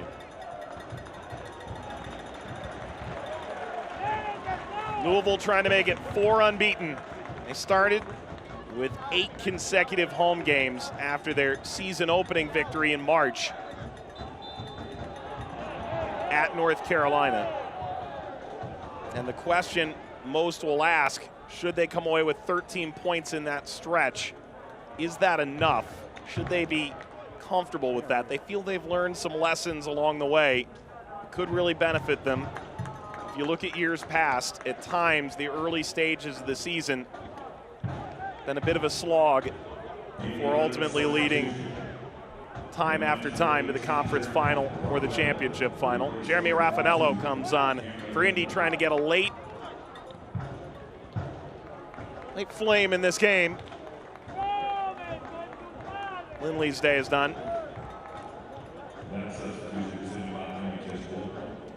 Let's see what this looks like as Cam Lindley does take the seat. Was a bit surprised they didn't move Connor Antley over there to begin with, and by no means have either Cam Lindley or Carl Howarth had a fantastic evening, but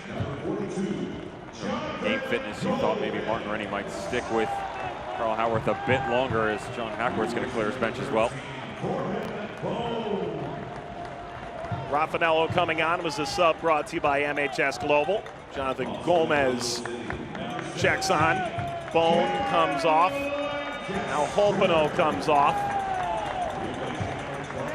And Lancaster comes on. Those Louisville City subs brought to you by MHS Global, above and beyond. Cameron Lancaster, 5 goals on the year. Goal for him could ice this game. Conversely, Gomez going to be asked to slow down this Indy side with a flair for the late dramatic to hold on to all 3 points and draw a little bit closer to Indy for the first place in the group, but also grab hold of second, with Louisville knowing St. Louis comes up on the weekend. Hackshaw had this entirely under control, and Omby stabs in on it. All of a sudden, Louisville and St. Louis playing for second place in the division, with Louisville having the advantage. It's getting right down to the nitty-gritty. This will go down to the last week in this group. Interestingly enough, St. Louis FC will be hosting Indy 11. See how that plays out. Of course, Sporting Kansas City, too, will feel like they have a say in the mix as well. Raffanello with fresh legs. Sharpie came on in the second half as well.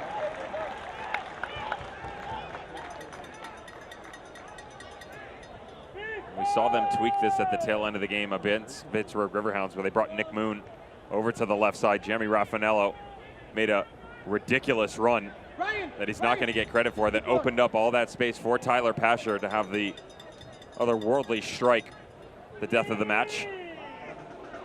Antley with a bullet. The header down. Able to adjust.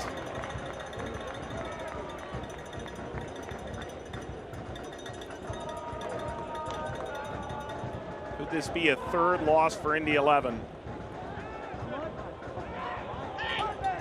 on the season? Time to consider things. Lancaster leaps into the air for the contact. Stoppage time brought to you by Louisville Muhammad Ali International Airport. 5 additional minutes, and Lancaster grabbing for his shoulder.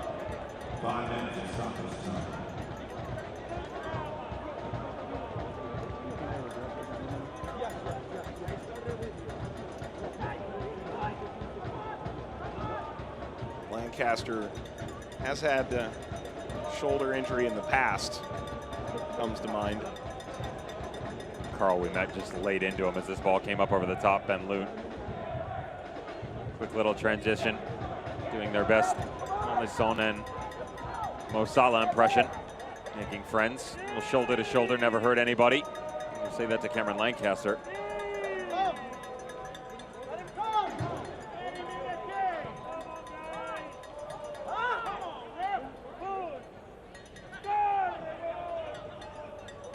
Lancaster's biggest concern over the years isn't his technical ability. He can hit a free kick as well as anybody. And I mean anybody. Simply been injuries. Offside flag raised here against Indy 11. As time begins to run out. 9 days from now, these teams meet again in Indianapolis. Take the Lucas Oil Stadium. Indy will look to avenge minimum dropping points in the 2 games at Louisville. Potentially only grabbing 1 of the 6 points in the 2 meetings in the Derby City. This has got to be the most reserved matchup I can remember in series history. Yeah. Gomez. It's not for lack of physicality or caring, but it has been a chess match far more than we typically see. This match can so often be flying 100 miles an hour. You'd like to make the argument that both teams are tired, but neither one has that. 11 days for the 11. Blue City on a week after that 4-1 victory against Sporting Kansas City 2 here at Lynn Family Stadium. It's about 2.5 minutes away from pretty tremendous result. See them catapult up the standings in Group E. As you mentioned, just 3 points back now with the game in hand. A team that has been so good to close out their seasons still have the record August to October. Coming into this season, 31, 7, and 13. You go to all competitions, 44, 9, and 13. The team just doesn't lose. You thought maybe that would change a little bit due to what's going on now. The different structure of play coming in. It's not the case so far. Certainly there were, I think maybe perhaps preemptive concerns after the defeat against Pittsburgh that opened this stadium. Tough performance to begin this 8-game homestand back in the middle of July. And it seems most of those concerns been alleviated over time. This win certainly had them feeling pretty good about things moving forward.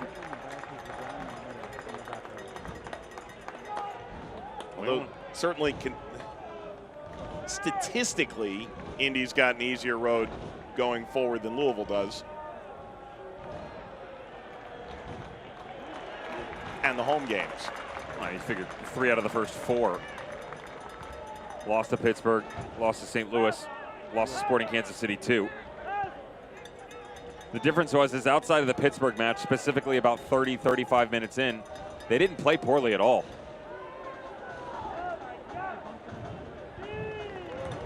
They just couldn't find a way to take advantage of their chances. One given, one taken. Didn't have a lot tonight.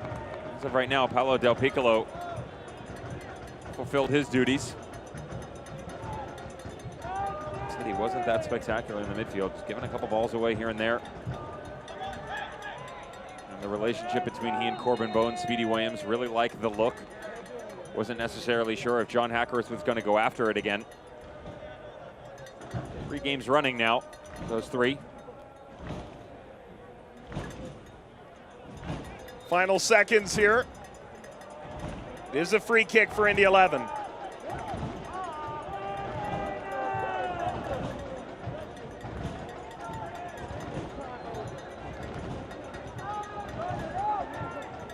This is it for Indy 11.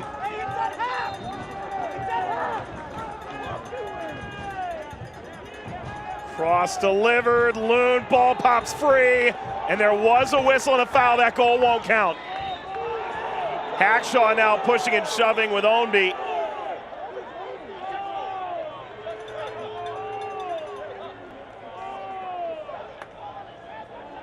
Brian Ownby getting tussled up with Ben Lute coming up over the top. He didn't like the challenge on his goalkeeper. And tensions just roaring at the tail end of this match. Walker serves the ball and watch Lute. Comes up through, doesn't like the follow through by Raffanello. Brian Ownby grabs the backside of Jeremy Raffanello. Martin Rennie beside himself. And no foul is called.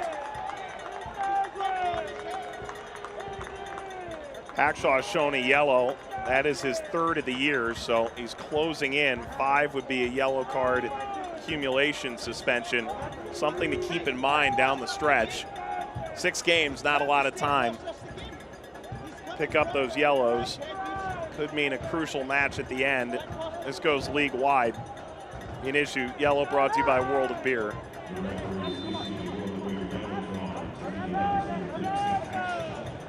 Well, all the physicality, all the toughness displayed between these two sides. Referee's going to allow this to play out a bit longer.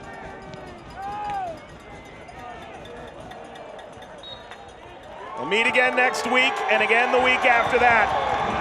But again in the Louisville-Indianapolis Proximity Association football contest, the points to Louisville. The gap closes. It's only 3 points now in Group B. Del Piccolo, the game winner in the 62nd. Louisville 1, Indy 0.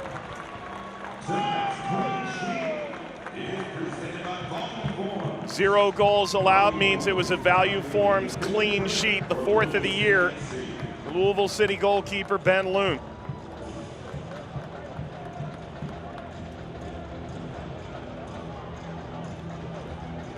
Let's take a look at tonight's Toyota move of the game. Toyota, let's go places. Napo doing naughty things on the wing again. He's provided some pretty spectacular moments over the past 3 matches. He's in some kind of form, and they just fed off of it. Corbin Bone couldn't close it out. Sometimes he's just been able to make something out of nothing. Once again, Napa Masoso showing off his clinical prowess out on that right side.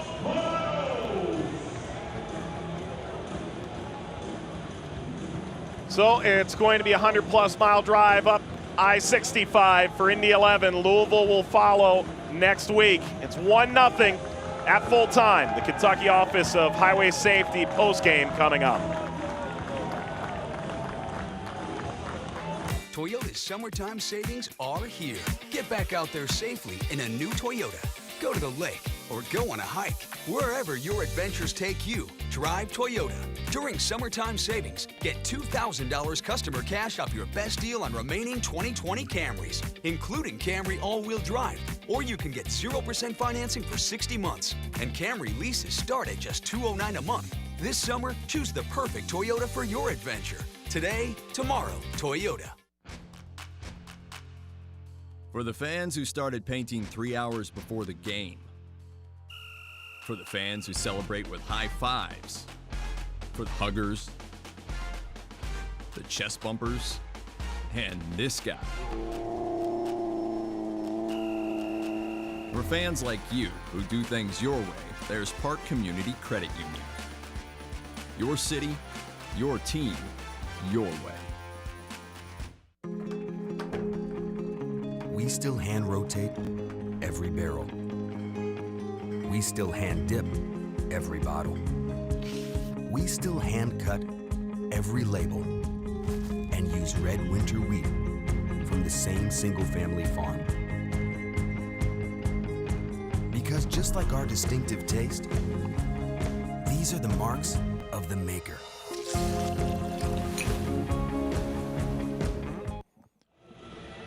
Suddenly, Group B is that much tighter. Welcome back to the Kentucky Office of Highway Safety post-game wrap-up.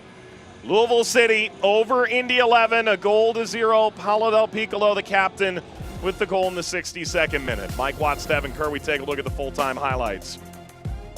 Interesting start, interesting finish, and For Lou City, Indy 11, neither team really willing to chase it. They kept it out in front of them. One of the best buildups you're going to see for Indy 11 all night long. Really well done. Tyler Pasher finding Andrew Carlton. A little overlapping run that had come from Drew Connor coming out of the midfield.